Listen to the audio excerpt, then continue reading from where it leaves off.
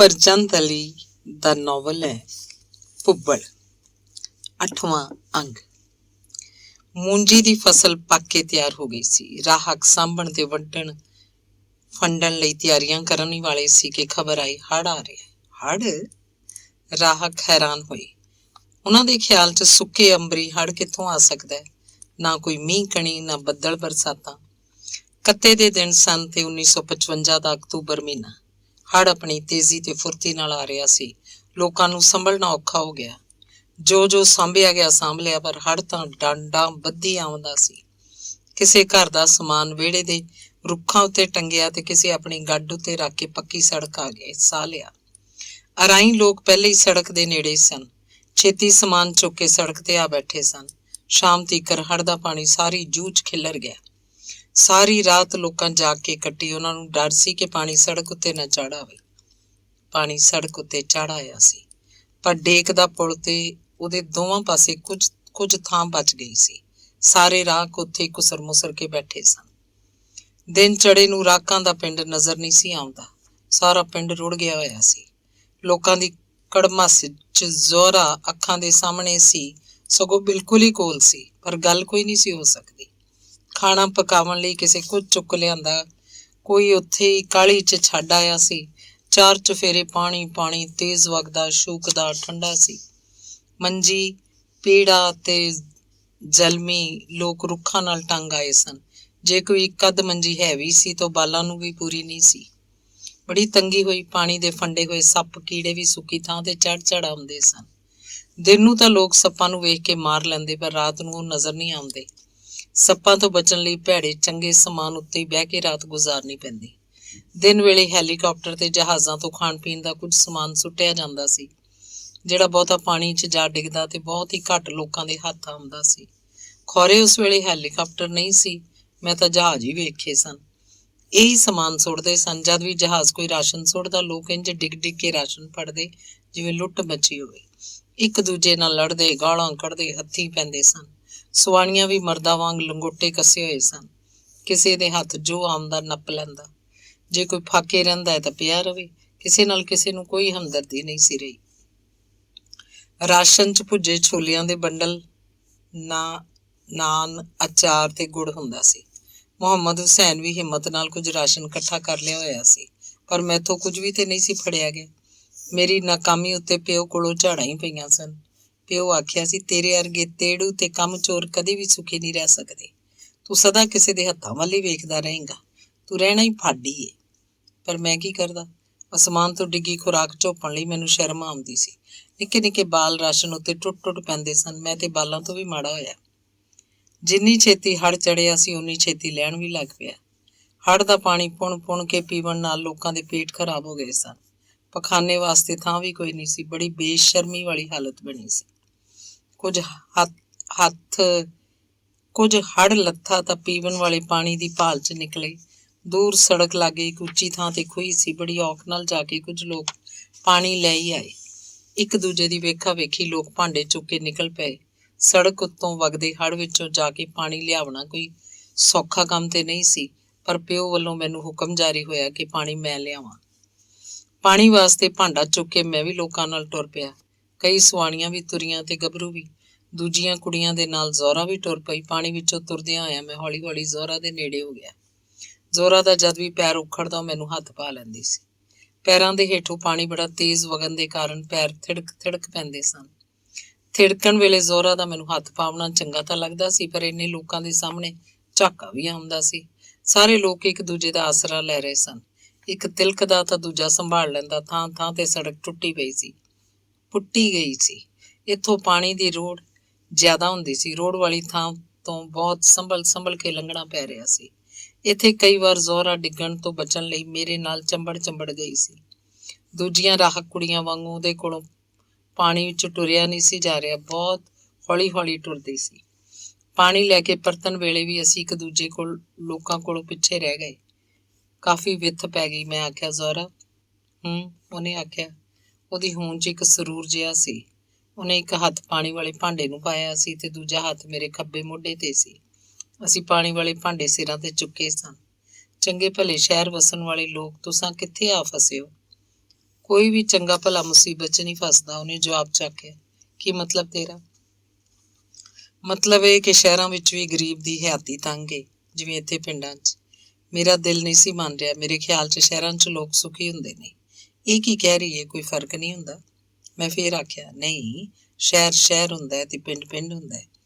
ਮੇਰੇ ਆਖਣ ਉੱਤੇ ਉਸ ਆਪਣੇ ਹੱਥ ਦਾ ਦਬਾਅ ਮੇਰੇ ਮੋਢੇ ਤੇ ਹੋਰ ਪਾਇਆ ਤੇ ਆਖਿਆ, ਕੀ ਫਰਕ ਲੱਗਦਾ ਤੈਨੂੰ ਸ਼ਹਿਰ ਤੇ ਪਿੰਡ 'ਚ? ਮੈਂ ਤਾਂ ਸ਼ਹਿਰ ਵੇਖਿਆ ਹੀ ਨਹੀਂ ਹੋਇਆ, ਤੂੰ ਦੱਸ। ਪਰ ਇੱਕ ਗੱਲ ਹੈ। ਕਿਹੜੀ ਗੱਲ? ਸ਼ਹਿਰ ਦੇ ਲੋਕ ਪਿਆਰੇ ਬਹੁਤ ਲੱਗਦੇ ਨੇ। ਮੈਂ ਖਲੋ ਕੇ ਉਹਦੇ ਵੱਲ ਵੇਖਿਆ।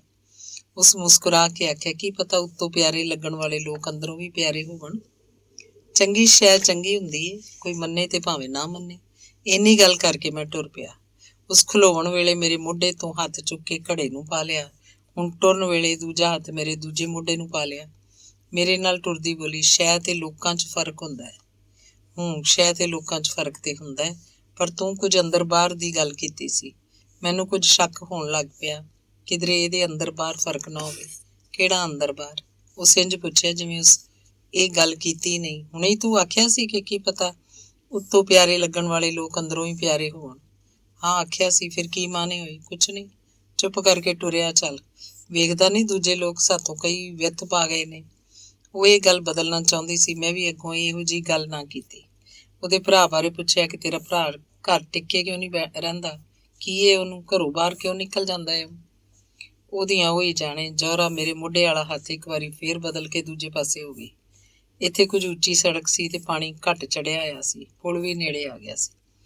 ਤੂੰ ਕੁਝ ਦੱਸਿਆ ਨਹੀਂ ਜ਼ੌਹਰਾ ਆਪਣੇ ਭਰਾ ਬਾਰੇ। ਆਵੇਗਾ ਤੇ ਆਪ ਪੁੱਛ ਲਈ। ਉਹਦਾ ਰੁੱਖਾ ਜਵਾਬ ਸੁਣ ਕੇ ਮੈਂ ਕੋਈ ਗੱਲ ਨਾ ਕੀਤੀ। ਪੁਲ ਤੇ ਚੁੱਪਚਾਪ ਟੁਰੇ ਆਏ। ਮੈਂ ਅੰਦਰੋਂ ਦੁਆ ਵੀ ਮੰਗ ਰਿਹਾ ਸੀ ਕਿ ਫੇਰ ਹੜ੍ਹ ਆ ਜਾਏ ਤੇ ਇੰਝ ਹੀ ਸਾਥ ਰਵੇ। ਖੁਸ਼ੀ ਨਾਲ ਦੂਸਰੇ ਦਿਨ ਪਾਣੀ ਲੈਣ ਮੈਂ ਜਾਵਣ ਲੱਗਾ ਤਾਂ ਮਾਂ ਮੈਨੂੰ ਜਾਵਣ ਨਾ ਦਿੱਤਾ। ਮਾਂ ਨੂੰ ਖੌਰੇ ਮੇਰੇ ਤੇ ਇਤਬਾਰ ਨਹੀਂ ਸੀ ਰਿਹਾ, ਜਦ ਕਿ ਮੈਂ ਕੋਈ ਇਹੋ ਜਿਹੀ ਸ਼ਰਾਰਤ ਵੀ ਨਹੀਂ ਕੀਤੀ ਸੀ।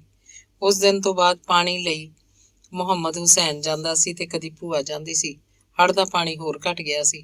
ਹੜ੍ਹ ਜਦ ਬਿਲਕੁਲ ਹੀ ਉਤਰ ਗਿਆ ਤਾਂ ਸ਼ਹਿਰ ਦੇ ਲੋਕ ਰਾਸ਼ਨ ਪਕਾ ਕੇ ਲਿਆਏ। ਮਿੱਠੇ ਲੂਣੇ ਚੌਲ ਤੇ ਨਾਲ ਹਲੀਮ। ਕੁਝ ਲੋਕ ਸੁੱਕਾ ਦੁੱਧ ਤੇ ਬਨਸਪਤੀ ਘਿਓ ਵੀ ਲਿਆ ਕੇ ਵੰਡਦੇ ਸਨ। ਚਾਹ ਦੇ ਡੱਬੇ ਤੇ ਬਿਸਕਿਟ ਵੀ ਕੁਝ ਲੋਕ ਲਿਆਏ। ਸੁੱਕਾ ਦੁੱਧ ਅਸਾਂ ਪਹਿਲੀ ਵਾਰ ਵੇਖਿਆ ਸੀ। ਫੱਕੇ ਭਰ ਭਰ ਮੂੰਹ 'ਚ ਪਾਏ। ਦੁੱਧ ਮਿੱਠਾ ਸੀ, ਪਰ ਤਾਲੂ ਨਾਲ ਚਿੰਬੜਨ ਦੀ ਵਜ੍ਹਾ ਨਾਲ ਖੰਘ ਆਉਂਦੀ ਸੀ। ਭੁੱਜੇ ਛੋਲੇ ਤੇ ਪੁਰਾਣੇ ਲੀੜੇ ਵੀ ਸਖੀ ਲੋਕ ਲਿਆ ਕੇ ਵੰਡਦੇ। ਇੰਝ ਜਾਪਦੇ ਸਨ ਜਿਵੇਂ ਖੁਦਾ ਦੀ ਮਖਲੂਕ ਉੱਤੇ ਵੱਡਾ ਅਹਿਸਾਨ ਕਰ ਰਹੇ ਹੋਣ। ਸ਼ਹਿਰੀ ਲੋਕਾਂ ਕੋਲੋਂ ਮੰਗ ਮੰਗ ਸ਼ੈਆਂ ਲੈਣਾ ਮੈਨੂੰ ਚੰਗਾ ਨਹੀਂ ਸੀ ਲੱਗਦਾ, ਪਰ ਰਾਹਕ ਲੋਕ ਤਾਂ ਬੜੇ ਖੁਸ਼ ਹੁੰਦੇ ਸਨ। ਹੜ੍ਹ ਦੇ ਸੁੱਕ ਜਾਵਣ ਮਗਰੋਂ ਕੁਝ ਰਾਹ ਲੋਭ ਲਾਲਚ ਦੇ ਕਾਰਨ ਸੜਕ ਉੱਤੇ ਬੈਠੇ ਰਹਿੰਦੇ ਸਨ। ਜਦ ਖੈਰਾਤ ਕਰਨ ਵਾਲੇ ਆਉਣੇ ਬੰਦ ਹੋ ਗਏ ਤਾਂ ਇਹ ਲੋਕ ਵਾਪਸ ਪਰਤੇ ਸਨ। ਰਾਕਾਂ ਨੂੰ ਘਰਾਂ ਦੇ ਰੁੜ ਜਾਣ ਦਾ ਬਹੁਤਾ ਅਫਸੋਸ ਨਹੀਂ ਸੀ। ਬਾਹਰੋਂ ਫਸਲ ਵੀ ਬਿਲਕੁਲ ਸਾਫ਼ ਵੇਖ ਕੇ ਰਾਕਾਂ ਨੂੰ ਬਹੁਤ ਦੁੱਖ ਹੋਇਆ। ਅੱਗੋਂ ਫਾਕੇ ਨਜ਼ਰ ਆ ਰਹੇ ਸਨ। ਜ਼ਿਮੀਂਦਾਰ ਦਾ ਕਰਜ਼ਾ ਨਜ਼ਰ ਆ ਰਿਹਾ ਸੀ। ਹੁਣ ਤੇ ਖਾਵਣ ਲਈ ਦਾਣੇ ਵੀ ਜ਼ਿਮੀਂਦਾਰ ਕੋਲੋਂ ਤਰਲਿਆਂ ਨਾਲ ਮੰਗਣੇ ਪੈਣੇ ਸਨ। ਉਹ ਵੀ 1 ਮਣ ਦੇ ਬਦਲੇ 2 ਮਣ ਅਨਾਜ ਦੇਣਾ ਪਏਗਾ। ਉਧਾਰ ਦਾ ਅਨਾਜ ਖਾ ਕੇ ਰਾਹਕ ਫੇਰ ਅਗਲੀ ਫਸਲ ਦੀਆਂ ਤਿਆਰੀਆਂ 'ਚ ਰੁੱਝ ਗਏ। ਸਰਦੀਆਂ ਦੇ ਆਵਣ ਤੋਂ ਪਹਿਲੇ ਪਹਿਲੇ ਰਾਕਾਂ ਫੇਰ ਝੁੱਗੀਆਂ ਬਣਾ ਲਈਆਂ ਸਨ। ਸਾਡੇ ਕੋਲ ਗੱਡ ਸੀ। ਘਰ ਦੇ ਆਟੇ ਦਾਣੇ ਲਈ ਗੱਡ ਵੱਲ ਜ਼ਿਆਦਾ ਧਿਆਨ ਦੇਣਾ ਪਿਆ। ਅਸਾਂ ਇੱਕ ਪਲ ਵਾਹੀ ਨੂੰ ਦਿੰਦੇ, ਦੂਜੇ ਪਲ ਗੱਡ ਨੂੰ ਲੈ ਟੁਰਦੇ। ਬਹੁਤ ਮਿਹਨਤ ਕਰਨੀ ਪਈ। ਰਾਤ ਦਿਨ ਇੱਕ ਕੀਤਾ। ਫੇਰ ਵੀ ਕਦੀ ਕਦੀ ਰੱਜ ਕੇ ਰੋਟੀ ਲੱਭਦੀ ਸੀ। ਰਾਕਾਂ ਦੇ ਬਾਲ ਖੈਰਾਤ 'ਚ ਮਿਲੇ ਹੋਏ ਪੁਰਾਣੇ ਤੇ ਸ਼ਹਿਰੀ ਫੈਸ਼ਨ ਵਾਲੇ ਲੀੜੇ ਸ਼ੌਕ ਨਾਲ ਪਾਉਂਦੇ ਸਨ। ਸ਼ਹਿਰੀ ਲੋਕਾਂ ਦਾ ਬਾਣਾ ਪੇਂਡੂ ਬਾਲਾਂ ਦੇ ਜੁੱਸੇ ਉੱਤੇ ਕੁਝ ਵੱਖਰਾ ਵੱਖਰਾ ਤੇ ਅਜੀਬ ਅਜੀਬ ਲੱਗਦਾ ਸੀ। ਪਹਿਲੇ ਪਹਿਲ ਤੇ ਉਹਨਾਂ ਨੂੰ ਹਾਸਾ ਆਉਂਦਾ ਤੇ ਫਿਰ ਆਦੀ ਹੋ ਗਏ। ਗਾਹਕਾਂ ਦੇ ਤੇ ਫਕੀਰਾਂ ਦੇ ਬਾਲਾਂ 'ਚ ਕੋਈ ਫਰਕ ਨਹੀਂ ਸੀ ਨਜ਼ਰ ਆਉਂਦਾ। ਅਰਾਈ ਲੋਕ ਵੀ ਇੱਥੇ ਆ ਕੇ ਸਾਡੇ ਵਰਗੇ ਹੀ ਹੋ ਗਏ ਸਨ, ਪਰ ਚਾਚੇ ਅੱਲਾ ਦਿੱਤੇ ਦੀ ਤਬੀਅਤ 'ਚ ਅਜੇ ਵੀ ਸ਼ੌਕੀ ਤੇ ਸ਼ੌਕ ਸੀ। ਜਦ ਕਦੇ ਇਕੱਠੇ ਹੁੰਦੇ ਤਾਂ ਉਹ ਮੈਨੂੰ ਫਿਲਮ ਦੀ ਕਹਾਣੀ ਸੁਣਾਇਆ ਕਰਦਾ ਸੀ। ਗਾਣੇ ਤੇ ਮੁਕਾਲਮੇ ਵੀ ਸੁਣਾਉਂਦਾ।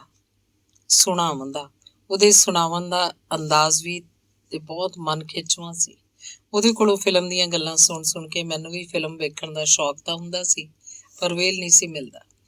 ਗੱਡ ਲੈ ਕੇ ਸ਼ਹਿਰ ਜਾਈਦਾ ਸੀ। ਰਾਤ ਨੂੰ ਸ਼ਹਿਰ ਅੱਪੜੀਦਾ ਸੀ। ਦੂਜੀ ਰਾਤ ਵਾਪਸ ਪਰਤ ਆਈਦਾ ਸੀ। ਵਾਧੂ ਰੁਪਇਆ ਵੀ ਕੋਲ ਨਹੀਂ ਸੀ ਹੁੰਦਾ। ਸ਼ਹਿਰ ਦੇ ਹਾਸੇ ਰੋਣੇ ਤੇ ਰੌਣਕਾਂ ਮੈਂ ਨਹੀਂ ਸੀ ਵੇਖੀ, ਪਰ ਚਾਚਾ ਅੱਲਾ ਦਿੱਤਾ ਬਹੁਤ ਸੋਹਣੀਆਂ ਗੱਲਾਂ ਸ਼ਹਿਰ ਦੀਆਂ ਸੁਣਾਇਆ ਕਰਦਾ ਸੀ। ਮੈਨੂੰ ਜਦੋਂ ਵੀ ਵਕਤ ਮਿਲਦਾ ਮੈਂ ਚਾਚੇ ਅੱਲਾ ਦਿੱਤੇ ਕੋਲੋਂ ਫਿਲਮਾਂ ਦੀਆਂ ਗੱਲਾਂ ਤੇ ਕਹਾਣੀਆਂ ਬੜੇ ਸ਼ੌਕ ਨਾਲ ਸੁਣਿਆ ਕਰਦਾ ਸਾਂ। ਫਿਰ ਸੋਚਦਾ ਫਿਲਮ ਦੀ ਕਹਾਣੀ ਕੌਣ ਜੋੜਦਾ ਹੈ, ਫਿਲਮ ਕਿਵੇਂ ਹੁੰਦੀ ਹੈ। ਫਿਲਮ ਵੇਖਣਾ ਤੇ ਮੇਰੀ ਬਹੁਤ ਵੱਡੀ ਰੀਝ ਬਣ ਗਈ ਸੀ। ਸ਼ਹਿਰ 'ਚ ਸਾਡਾ ਵਾਹ ਪੈਂਦਾ ਸੀ ਖਚਰੋਟ ਤੇ ਬੇਈਮਾਨ ਆੜਤੀ ਨਾਲ, ਜਿਹੜਾ ਸ਼ਹਿਰੀ ਗਾਹਕਾਂ ਨਾਲ ਮਿਲ ਕੇ ਗਾਡੀਆਂ ਦੇ ਮਾਲ 'ਚ ਨੁਕਸ ਪਾ ਕੇ ਧੱਕੋ ਧੱਕੀ ਰਕਮ ਘਟਾ ਲਿਆ ਕਰਦਾ ਸੀ। ਆੜਤੀ ਗਾਡੀਆਂ ਨੂੰ ਦਬਾ ਕੇ ਰੱਖਦਾ ਸੀ, ਕਰਜ਼ਾ ਵੀ ਦਿਆ ਕਰਦਾ ਤੇ ਗਾਡੀਆਂ ਨੂੰ ਮੰਦਾ ਤੇ ਕੌੜਾ ਵੀ ਬੋਲਿਆ ਕਰਦਾ ਸੀ। ਬੇਵਸ ਤੇ ਮਾਸੂਮ ਗਾਡੀ ਇੱਥੇ ਵੀ ਜਬਰੀ ਸਹਿੰਦੇ ਤੇ ਚੁੱਪ ਰਹਿੰਦੇ ਸਨ। ਆੜਤੀ ਦੇ ਭੈੜੇ ਰਵੱਈਏ, ਮੰਦਾ ਬੋਲਣ ਪਾਰੋਂ ਜੇ ਕੋਈ ਗਾਡੀ ਦੂਜੀ ਆੜਤ ਉੱਤੇ ਮਾਲ ਲੈ ਜਾਂਦਾ ਤਾਂ ਉੱਥੇ ਵੀ ਇਹੀ ਹਾਲ ਸੀ। ਪਿੰਡ ਦੇ ਰਾਕਾਂ ਤੇ ਸ਼ਹਿਰ ਵਿੱਚ ਗਾਡੀਆਂ ਦਾ ਇਹੋ ਜਿਹੇ ਮਾਹੌਲ 'ਚ ਮੇਰਾ ਮਨ ਬਹੁਤ ਸੜਿਆ ਕਰਦਾ। ਅੰਦਰ ਹੀ ਅੰਦਰ ਕੋਈ ਅੱਗ ਮੱਚੀ ਲੱਗਦੀ ਸੀ। ਮੇਰੀ ਗੁਫ਼ਤਗੂ 'ਚ ਕਾਹਲ ਤੇ ਨਫ਼ਰਤ ਵੱਧਦੀ ਜਾ ਰਹੀ ਸੀ। ਹਰ ਕਿਸੇ ਕੋਲੋਂ ਬੇਗਾਨਾ ਤੇ ਵੱਖ-ਵੱਖ ਰਹਿਣਾ ਮੇਰੀ ਆਦਤ ਬਣਦੀ ਜਾਂਦੀ ਸੀ। ਅਦਬ, ਲਿਹਾਜ਼, ਮੁਰੱਬਤ ਤੇ ਚੰਗੇ ਸੁਭਾਅ ਵਾਲੇ ਜਜ਼ਬੇ ਮੇਰੇ ਵਿੱਚੋਂ ਮੁੱਕਦੇ ਜਾਂਦੇ ਸਨ। ਫਿਰ ਮੇਰੀ ਐਸੀ ਹਾਲਤ ਹੋਈ ਕਿ ਜਦ ਬਹੁਤ ਗੁੱਸਾ ਆਉਂਦਾ ਤੇ ਬੇਵਸੀ ਨਾਲ ਮੇਰੇ ਅੱਥਰੂ ਨਿਕਲ ਆਉਂਦੇ ਸਨ। ਕਈ ਦਿਨ ਤੱਕ ਮੇਰੀ ਹਾਲਤ ਰੋਵਣ ਵਾਲੀ ਬਣੀ ਰਹਿੰਦੀ ਸੀ। ਅੰਦਰ ਹੀ ਅੰਦਰ ਕੋਈ ਅੱਗ ਮੇਰੀ ਰੂਹ ਨੂੰ ਸਾੜਦੀ ਜਾ ਰਹੀ ਸੀ। ਮੇਰਾ ਦਿਲ ਕਰਦਾ ਕਿਧਰੇ ਨੱਸ ਜਾਵਾਂ, ਘਰੋਂ ਨਿਕਲ ਜਾਵਾਂ, ਪਰ ਕਿੱਥੇ ਜਾਵਾਂ ਕੁਝ ਮਾਲੂਮ ਨਹੀਂ ਸੀ ਤੇ ਕੋਈ ਰਾਹ ਤੇ ਮੰਜ਼ਿਲ ਨਹੀਂ ਸੀ। ਜ਼ੋਰਾ ਦੇ ਖਿਆਲ ਨਾਲ ਜਾਂ ਉਹਦੀ ਮੁਲਾਕਾਤ ਨਾਲ ਝੱਟ ਚੰਗਾ ਲੱਗਦਾ ਸੀ, ਪਰ ਜ਼ਿੰਦਗੀ ਝੱਟ ਪਲ ਤੇ ਨਹੀਂ ਨਾ। ਮੇਰਾ ਜੀਵਨ ਤੇ ਅੱਕ ਦੇ ਬੂਟੇ ਵਾਂਗਰ ਪਲ ਪਲ ਕੌੜਾ ਹੁੰਦਾ ਜਾ ਰਿਹਾ ਸੀ। ਮੇਰੇ ਦਿਮਾਗ 'ਚ ਜ਼ਹਿਰ ਭਰਿਆ ਜਾ ਰਿਹਾ ਸੀ। ਅੰਗ 9। ਇੱਕ ਸ਼ਾਮ ਨੂੰ ਸਾਡੇ ਘਰ ਕੁਝ ਪ੍ਰਾਹੁਣੇ ਆਏ। ਮਾਂ ਬਹੁਤ ਖੁਸ਼ ਸੀ ਤੇ ਗੁੜ ਵਾਲੇ ਚੌਲ ਪਕਾਏ। ਮਾਂ ਕਿਉਂ ਖੁਸ਼, ਇਹ ਜਾਣਨ ਲਈ ਮੈਨੂੰ ਕੋਈ ਮੌਕਾ ਨਹੀਂ ਸੀ ਮਿਲ ਰਿਹਾ। ਮੈਂ ਖੁਸ਼ੀ ਦੀ ਵਜ੍ਹਾ ਪੁੱਛਣਾ ਚਾਹੁੰਦਾ ਸਾਂ। ਪ੍ਰਾਹੁਣਿਆਂ ਦੇ ਆਵਣ ਬਾਰੇ ਵੀ ਮਾਲੂਮ ਕਰਨਾ ਚਾਹੁੰਦਾ ਸਾਂ। ਸ਼ਾਮ ਪੈ ਗਈ ਸੀ। ਸਾਨੂੰ ਕਾਹਲ ਸੀ ਕਿ ਵੇਲੇ ਨਾਲ ਗੱਡ ਨੂੰ ਲੈ ਕੇ ਲਾਹੌਰ ਅੱਪੜੀਏ। ਲਾਲਟੈਨ ਜਗਾ ਕੇ ਗੱਡ ਨਾਲ ਟੰਗੀ ਤੇ ਜੋਤਰ ਦੇ ਕੇ ਸੜਕ ਤੇ ਚੱਲ ਪਏ। ਮੁਹੰਮਦ ਹੁਸੈਨ ਮੋਹਰੀ ਬੈਠਾ ਬਲਦਾਂ ਨੂੰ ਹਿੱਕ ਰਿਹਾ ਸੀ ਤੇ ਮੈਂ ਨਾਲ ਕੱਚੀ ਤੇ ਟੁਰ ਰਿਹਾ ਸਾਂ। ਮੈਂ ਟੁਰਦੇ ਪੁੱਛਿਆ, ਮੁਹੰਮਦ ਹੁਸੈਨ, ਅੱਜ ਪ੍ਰਾਹੁਣੇ ਕਿਹੋ ਜਿਹੇ ਆਏ ਨੇ? ਮਾਂ ਬੜੀ ਖੁਸ਼ ਜਾਪਦੀ ਸੀ। ਪਤਾ ਨਹੀਂ ਹੋਣੀ ਕੋਈ ਗੱਲ, ਸਾਨੂੰ ਟੋਹ ਲਾਉਣ ਦੀ ਕੀ ਲੋੜ ਹੈ? ਯਾਰ ਤੂੰ ਤਾਂ ਗੱਲ ਨੂੰ ਖੇ ਕਰ ਦੇਣਾ। ਮੈਂ ਸਮਝਿਆ ਤੈਨੂੰ ਕੁਝ ਮਾਲੂਮ ਹੋਏਗਾ। ਮੇਰੀ ਇਸ ਖਿਝ ਉੱਤੇ ਮੁਹੰਮਦ ਹੁਸੈਨ ਮੁਸਕਰਾ ਕੇ ਆਖਿਆ, ਪਤਾ ਵੀ ਹੋਵੇ ਤਾਂ ਅਸਾਂ ਕੀ ਕੱਢ ਪਾ ਲੈਣਾ। ਨਾਲ ਹੀ ਉਸ ਬਲਦਾਂ ਨੂੰ ਹੁਸ਼ ਕਰਕੇ ਤੇਜ਼ ਟੋਰਿਆ। ਮੈਨੂੰ ਵੀ ਅੱਡੀ ਚੁੱਕ ਕੇ ਰੱਖਣੀ ਪਈ। ਕਾਹਲੀ ਟੁਰਨ ਨਾਲ ਗੱਲ ਵਿੱਚੋਂ ਟੁੱਟ ਜਾਂਦੀ ਸੀ। ਠੀਕ ਹੈ ਮੁਹੰਮਦ ਹੁਸੈਨਾ, ਅਸਾਂ ਕਿਸੇ ਵੀ ਗੱਲ 'ਚ ਵਾਧਾ ਘਾਟਾ ਤੇ ਨਹੀਂ ਕਰ ਲੈਣਾ, ਪਰ ਫਿਰ ਵੀ ਘਰ ਦੀਆਂ ਗੱਲਾਂ ਬਾਰੇ ਮਾਲੂਮ ਹੋਣਾ ਚਾਹੀਦਾ। ਮੈਨੂੰ ਤੇ ਇੰਨਾ ਮਾਲੂਮ ਹੈ ਕਿ ਬਸ ਵਗਣਾ ਹੈ ਤੇ ਵਗਦਿਆਂ ਰਹਿਣਾ ਹੈ, ਉਹ ਵੀ ਸਾਈਆਂ ਦੀ ਰਜ਼ਾ ਨਾਲ। ਜਦ ਇਹੋ ਜਿਹੀ ਹੈਸੀਅਤ ਹੋਵੇ ਬੰਦੇ ਦੀ ਤੇ ਫਿਰ ਐਵੇਂ ਕਨਸੋ ਲੈਣ ਦਾ ਕੀ ਫਾਇਦਾ? ਤੇਰੇ ਨਾਲ ਤੇ ਗੱਲ ਕਰਨਾ ਵੀ ਫਜ਼ੂਲ ਹੈ, ਮੈਂ ਨਾਰਾਜ਼ਗੀ ਵਿਖਾਉਂਦਿਆਂ ਆਖਿਆ। ਅਸੀਂ ਘਰ ਵੱਲੋਂ ਬਿਲਕੁਲ ਲਾ ਤਾਲਕ ਵੀ ਤੇ ਨਹੀਂ ਰਹਿ ਸਕਦੇ। ਸਾਡੀ ਲਾ ਤਾਲਕੀ ਨਾਲ ਭਲਾ ਘਰ ਨੂੰ ਫਾਇਦਾ ਵੀ ਕੀ ਹੈ? ਮੇਰੀ ਨਾਰਾਜ਼ਗੀ ਵੇਖ ਕੇ ਮੁਹੰਮਦ ਹੁਸੈਨ ਕੁਝ ਸੰਜੀਦਾ ਹੋਇਆ ਤੇ ਆਖਿਆ, ਕੀ ਸੱਚਮੁੱਚ ਤੈਨੂੰ ਕੁਝ ਨਹੀਂ ਮਾਲੂਮ? ਇਸ ਵੇਲੇ ਸਾਡੀ ਗੱਡ ਸੜਕ 'ਚ ਬਣੀ ਚੜ੍ਹਾਈ ਪਈ ਚੜ੍ਹਦੀ ਸੀ। ਬਲਦਾਂ ਦੇ ਪੈਰ ਥਬਕ ਪੈਂਦੇ ਸਨ। ਡੰਗਰ ਕਾਫੀ ਔਖੇ ਹੋ ਰਹੇ ਸਨ। ਮੈਂ ਭੱਜ ਕੇ ਪਿੱਛੇ ਜਾ ਕੇ ਮੋਢੇ ਨਾਲ ਆਸਰਾ ਦਿੱਤਾ। ਗੱਡ ਵੱਤਰ ਹੋਈ ਤੇ ਹੌਲੀ ਚੜ੍ਹਾਈ ਚੜ੍ਹ ਗਈ। ਬਲਦਾਂ ਦੇ ਸਾਹ ਕਾਲੇ ਹੋ ਗਏ ਸੀ। ਮੈਨੂੰ ਵੀ ਸਾਹ ਚੜ੍ਹ ਗਿਆ ਸੀ। ਗੱਡ ਨੂੰ ਧੱਕਾ ਲਾਵਣ ਨਾਲ ਮੇਰੀਆਂ ਲੱਤਾਂ ਵੀ ਫੁੱਲ ਗਈਆਂ ਸਨ। ਟੁਰਨ ਚੌਕ ਹੋ ਰਹੀ ਸੀ। ਕਾਫੀ ਦੇਰ ਮਗਰੋਂ ਮੇਰਾ ਤੇ ਬਲਦਾਂ ਦਾ ਸਾਹ ਠੀਕ ਹੋਇਆ।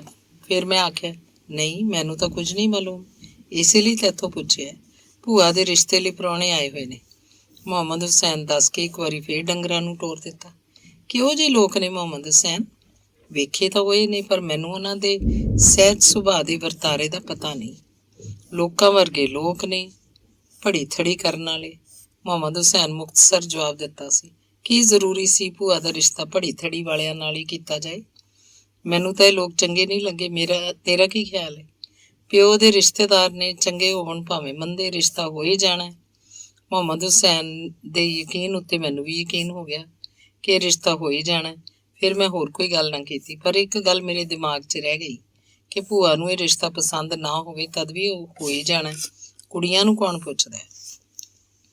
ਮੇਰੇ ਮਨ ਦੇ ਅੰਦਰ ਇੱਕ ਨਿੱਕੀ ਜਿਹੀ ਖੁਸ਼ੀ ਦੀ ਲਹਿਰ ਵੀ ਸੀ ਕਿ ਚਲੋ ਭੂਆ ਦੀਆਂ ਸ਼ਿਕਾਇਤਾਂ ਕੋਲੋਂ ਤੇ ਬਚਿਆ ਰਵਾਂਗਾ। ਅਗਲੀ ਰਾਤ ਅਸਾਂ ਗੱਡ ਲੈ ਕੇ ਲਾਹੌਰੋਂ ਪਰਤ ਆਏ। ਅਗਲੇ ਦਿਨ ਸਵੇਰੇ ਉੱਠ ਕੇ ਮੈਂ ਟਿਊਬਵੈੱਲ ਵਾਲੇ ਪਾਸੇ ਚਲਾ ਗਿਆ। ਚਾਚੇ ਲੰਡੂ ਨੂੰ ਮਿਲਿਆ। ਕਾਫੀ ਦਿਨ ਹੋ ਗਏ ਹੋਏ ਸਨ। ਮੈਂ ਉਹਦਾ ਹਾਲ ਪੁੱਛਣਾ ਤੇ ਵੇਖਣਾ ਚਾਹੁੰਦਾ ਸੀ। ਟਿਊਬਵੈਲ ਚੱਲ ਰਿਹਾ ਸੀ। ਵਲਾਇਤੀ ਟਿਊਬਵੈਲ ਭੁੱਬਾ ਮਾਰ ਕੇ ਪਾਣੀ ਵਗਾ ਰਿਹਾ ਸੀ। ਟਿਊਬਵੈਲ ਦੇ ਨਾਲ ਆਟੇ ਦੀ ਚੱਕੀ ਤੇ ਮੂੰਜੀ ਛੜਨ ਵਾਲੀ ਮਸ਼ੀਨ ਵੀ ਲੱਗੀ ਹੋਈ ਸੀ। ਚੱਕੀ ਤੇ ਮਸ਼ੀਨ ਦੇ ਕਾਰਨ ਇੱਥੇ ਰੌਣਕ ਲੱਗੀ ਰਹਿੰਦੀ ਸੀ। ਮੁਹੰਮਦ ਸ਼ਫੀ ਤੇ ਭਾਬੀ ਜਮੀਲਾ ਵੀ ਖੁਸ਼ ਰਹਿਣ ਲੱਗ ਪਏ ਸਨ, ਕਿਉਂ ਜੋ ਆਟੇ ਦੀ ਚੱਕੀ ਤੇ ਮੂੰਜੀ ਵਾਲੀ ਮਸ਼ੀਨ 'ਚੋਂ ਆਪਣੇ ਖਰਚ ਤੋਂ ਵਾਧੂ ਆਟਾ ਚੌਲ ਆਪਣੀ ਹੁਸ਼ਿਆਰੀ ਤੇ ਚਲਾਕੀ ਨਾਲ ਇਕੱਠਾ ਕਰ ਲੈਂਦੇ ਸਨ। ਚਾਚੇ ਲੰਡੂ ਦੇ ਘਰ ਦਾ ਖਰਚਾ ਵੀ ਇੱਥੋਂ ਹੀ ਕੁਝ ਪੂਰਾ ਹੋ ਜਾਇਆ ਕਰਦਾ ਸੀ। ਅਨਾਜ ਤੋਲਣ ਲਈ ਲੋਹੇ ਦਾ ਪੱਕਾ ਵੱਟਾ ਤੇ ਕੋਈ ਹੁੰਦਾ ਸੀ, ਪਰ ਪੱਥਰਾਂ ਤੇ ਪੱਕੀਆਂ ਇੱਟਾਂ ਦੇ ਵੱਟੇ ਬੇਸ਼ੁਮਾਰ ਬਣਾਏ ਸਨ। ਅਨਾਜ ਪੀਣ ਤੇ ਛੜਨ ਤੋਂ ਪਹਿਲੇ ਹੋਰ ਵੱਟੇ ਪਾਉਂਦੇ ਸਨ, ਤੱਕੜ ਉੱਤੇ ਬਾਅਦ 'ਚ ਹੋਰ ਤੋਲਦੇ ਸਨ। ਮੁਹੰਮਦ ਸ਼ਫੀ ਤੇ ਜਮੀਲਾ ਕਿਧਰੇ ਜਾਵਣ ਲਈ ਨਿਕਲ ਰਹੇ ਸਨ। ਮੈਂ ਜਾਂਦਿਆਂ ਜਮੀਲਾ ਨੂੰ ਸਲਾਮ ਕਰਦਿਆਂ ਆਖਿਆ, ਭਾਬੀ ਅੱਜ ਤੇ ਕੋਈ ਖਾਸ ਚੜ੍ਹਾਈ ਲੱਗਦੀ ਹੈ। ਭਾਬੀ ਮੁਸਕਰਾਈ। ਇਹ ਬਣੀ ਠਣੀ ਵੀ ਤੇ ਬਹੁਤ ਚੱਜ ਨਾਲ ਸੀ, ਬਹੁਤ ਪਿਆਰੀ ਤੇ ਮਾਸੂਮ ਦਿਸ ਰਹੀ ਸੀ। ਅਜੇ ਬਾਲ ਕੋਈ ਨਹੀਂ ਸੀ। ਦੋਵੇਂ ਜੀ ਜਵਾਨ ਤੇ ਖੂਬਸੂਰਤ ਸਨ। ਭਾਬੀ ਦੇ ਬੋਲਣ ਤੋਂ ਪਹਿਲੇ ਸ਼ਫੀ ਆਖਿਆ, ਫਿਕਰ ਨਾ ਕਰ ਪੁੱਤਰਾ, ਤੇਰਾ ਕੰਡਾ ਵੀ ਖਿੱਚਿਆ ਹੀ ਸਮਝ, ਫਿਰ ਤੈਨੂੰ ਆਪੇ ਮਲੂਮ ਹੋ ਜਾਸੀ ਕਿ ਚੜ੍ਹਾਈਆਂ ਕਿੰਝ ਹੁੰਦੀਆਂ ਨੇ। ਮੈਂ ਹੈਰਾਨ ਸਾਂ ਕਿ ਮੇਰਾ ਕੰਡਾ ਕੀ ਮਤਲਬ ਹੋਇਆ। ਭਾਬੀ ਜਮੀਲਾ ਆਖਿਆ, ਵੇ ਦੇਵਰਾ, ਅਸੀਂ ਸ਼ਹਿਰ ਚੱਲੇ ਹਾਂ ਫਿਰਨ ਤੁਰਨ, ਤੂੰ ਵੀ ਚੱਲਣਾ ਤੇ ਆ ਜਾ। ਤੁਸੀਂ ਖੌਰੇ ਕੀ ਕਰਨਾ ਹੈ ਸ਼ਹਿਰ 'ਚ, ਕਿੱਥੇ ਉੱਠਣਾ ਬੈਠਣਾ, ਮੈਂ ਐਵੇਂ ਨਾਲ ਲਾਗੀ ਬਣਿਆ ਫਿਰਾਂ। ਮੁਹੰਮਦ ਸ਼ਫੀ ਆਖਿਆ, ਨਹੀਂ ਓਏ ਲਾਗੀ ਦਿਆ ਪੁੱਤਰਾ, ਜੇ ਚੱਲਣਾ ਹੀ ਤਾਂ ਆ ਜਾ। ਬਸ ਅਸਾਂ ਸੈਲ ਸਪਾਟਾ ਹੀ ਕਰਨਾ ਹੈ। ਹੋਟਲ ਤੋਂ ਖਾ ਪੀ ਲਵਾਂਗੇ ਤੇ ਫਿਲਮ ਵੇਖ ਕੇ ਸ਼ਾਮ ਨੂੰ ਘਰ ਪਰਤ ਆਉਣਾ। ਫਿਲਮ ਵੇਖਣ ਨੂੰ ਤੇ ਮੇਰਾ ਦਿਲ ਕਰਦਾ ਸੀ। ਫਿਲਮ ਕਿਹੋ ਜਿਹੀ ਹੁੰਦੀ ਹੈ ਮੈਂ ਵੀ ਜਾਣਨਾ ਚਾਹੁੰਦਾ ਸੀ, ਪਰ ਹੁਣ ਇੱਕਦਮ ਕਿਵੇਂ ਜਾ ਸਕਦਾ ਸੀ। 1-2 ਦਿਨ ਪਹਿਲੇ ਦੱਸਦੇ ਤੇ ਕੋਈ ਸਬੱਬ ਲੱਗ ਜਾਂਦਾ, ਪਰ ਹੁਣ ਅਚਾਨਕ ਜਾ ਕੇ ਮੈਂ ਪਿਓ ਨੂੰ ਨਾਰਾਜ਼ ਨਹੀਂ ਸੀ ਕਰ ਸਕਦਾ। ਖੌਰੇ ਪਿਓ ਨੇ ਅੱਜ ਦੇ ਕੰਮ ਦਾ ਕੀ ਸੋਚਿਆ ਹੋਵੇ। ਚਾਹ ਵੇਲੇ ਮਗਰੋਂ ਕਿਸੇ ਨਾ ਕਿਸੇ ਕੰਮ 'ਚ ਸਿਰ ਦੇਣਾ ਹੀ ਪੈਣਾ ਸੀ। ਮੈਂ ਆਖਿਆ, ਨਹੀਂ ਭਾਈਆ, ਤੁਸੀਂ ਜਾਓ, ਫਿਰ ਕਦੀ ਸੀ। ਮੁਹੰਮਦ ਸ਼ਫੀ ਨੇ ਆਖਿਆ, ਤੇਰੀ ਮਰਜ਼ੀ, ਅੱਜ ਤੇ ਸਾਰਾ ਖਰਚਾ ਵੀ ਸਾਡਾ ਸੀ। ਭਾਬੀ ਜਮੀਲਾ ਆਖਿਆ, ਤੇਰੀ ਫੇਰ ਖੌਰੇ ਕਦੋਂ ਆਵਣੀ ਹੈ, ਕਦੀ ਹੱਸ ਖੇਡ ਵੀ ਲਿਆ ਕਰ। ਜਵਾਨ ਜਹਾਨ ਨਹੀਂ, ਹਰ ਵੇਲੇ ਘੁੱਟਿਆ ਵੱਟਿਆ ਹੀ ਰਹਿਣਾ ਹੈ। ਮੈਨੂੰ ਚੁੱਪ ਕੀਤੇ ਨੂੰ ਛੱਡ ਕੇ ਦੋਵੇਂ ਚਲੇ ਗਏ। ਮੈਂ ਅੱਗੇ ਜਾ ਕੇ ਚਾਚੇ ਲੰਡੂ ਨੂੰ ਵੇਖਿਆ। ਉਹ ਝੋਨਾ ਫੜਨ ਵਾਲੀ ਮਸ਼ੀਨ ਦੇ ਛਾਨਣੇ ਪਿਆ ਬਦਲਦਾ ਸੀ। ਉਹਦੇ ਸਾਰੇ ਲੀੜੇ, ਹੱਥ, ਮੂੰਹ ਤੇਲ ਦੀ ਕਾਲਖ ਨਾਲ ਕਾਲੇ ਹੋ ਗਏ ਸੀ। ਮੈਨੂੰ ਵੇਖ ਕੇ ਉਹ ਮੇਰੇ ਵੱਲ ਪਰਤਿਆ। ਉਹਨੂੰ ਖੁਸ਼ ਵੇਖ ਕੇ ਮੈਂ ਦੂਰੋਂ ਹੀ ਟਿਚਕਰ ਕਰਦੀ, ਅੱਜ ਤੇ ਹੋਸ਼ਾਂ ਆਈਆਂ ਲੱਗਦੀਆਂ ਨੇ ਚਾਚਾ। ਹਾਂ, ਹੋਸ਼ਾਂ ਹੀ ਤੇ ਆਈਆਂ ਨੇ, ਉਹ ਖੁਸ਼ੀ ਨਾਲ ਮੇਰੀ ਗੱਲ ਦਾ ਜਵਾਬ ਦਿੱਤਾ। ਲੰਡੂ 'ਚ ਕੋਈ ਬਹੁਤੀ ਖੁਸ਼ੀ ਜਾਪਦੀ ਸੀ। ਉਹ ਮੈਨੂੰ ਵੇਖ ਮੁਸਕਰਾ ਰਿਹਾ ਸੀ। ਉਹ ਸਾਹਮਣੇ ਦੀ ਕੰਧ ਨਾਲ ਰੱਖੇ ਬਗਲਾ ਮਾਰਕਾ ਸਿਗਰਟ ਫੜੇ, ਡੱਬੀ 'ਚੋਂ ਇੱਕ ਸਿਗਰਟ ਮੇਰੇ ਵੱਲ ਵੀ ਕੀਤਾ। ਮੈਂ ਜ਼ਰਾ ਕੁ ਝੱਕਿਆ ਤਾਂ ਉਸ ਝੱਟ ਆਖਿਆ, ਲੈ ਚੰਗੇ ਨੇ, ਸਾਡੀ ਤੇ ਸਾਰੀ ਫੌਜ ਇਹ ਸਿਗਰਟ ਹੀ ਪੀਂਦੀ ਹੈ। ਇਹੋ ਹੀ ਕਿਉਂ ਭਲਾ, ਕੀ ਖੂਬੀ ਹੈ ਇਹਦੇ 'ਚ? ਮੈਂ ਇਸ ਸਿਗਰਟ ਫੜ ਕੇ ਮੂੰਹ ਨੂੰ ਲਾ ਲਈ। ਉਸ ਮਾਚਸ ਦੀ ਤੀਲੀ ਬਾਲ ਕੇ ਮੈਨੂੰ ਸਿਗਰਟ ਧੁਖਾਉਣ 'ਚ ਮਦਦ ਦਿੱਤੀ। ਇਹਦੇ 'ਚ ਬਹੁਤ ਖੂਬੀਆਂ ਨੇ। ਲੰਡੂ ਆਪਣਾ ਸਿਗਰਟ ਧੁਖਾ ਕੇ ਧੂੰ ਨੂੰ ਨਾਸਾਂ 'ਚੋਂ ਕੱਢ ਕੇ ਆਖਿਆ, ਇਹਦੇ 'ਚ ਇੱਕ ਸੂਟੇ ਨਾਲ ਹੋਸ਼ਾਂ ਆਉਂਦੀਆਂ ਨੇ। ਮੈਨੂੰ ਸਮਝ ਨਹੀਂ ਸੀ ਆ ਰਹੀ ਕਿ ਲੰਡੂ ਅੱਜ ਕਿੰਝ ਦੀਆਂ ਗੱਲਾਂ ਕਰਦਾ ਹੈ। ਗੱਲ ਨੂੰ ਟੁੰਬਣ ਲਈ ਮੈਂ ਸਿੱਧੇ ਵਾਰ ਕਰਨ ਲਈ ਮੂੰਹ ਖੋਲਿਆ।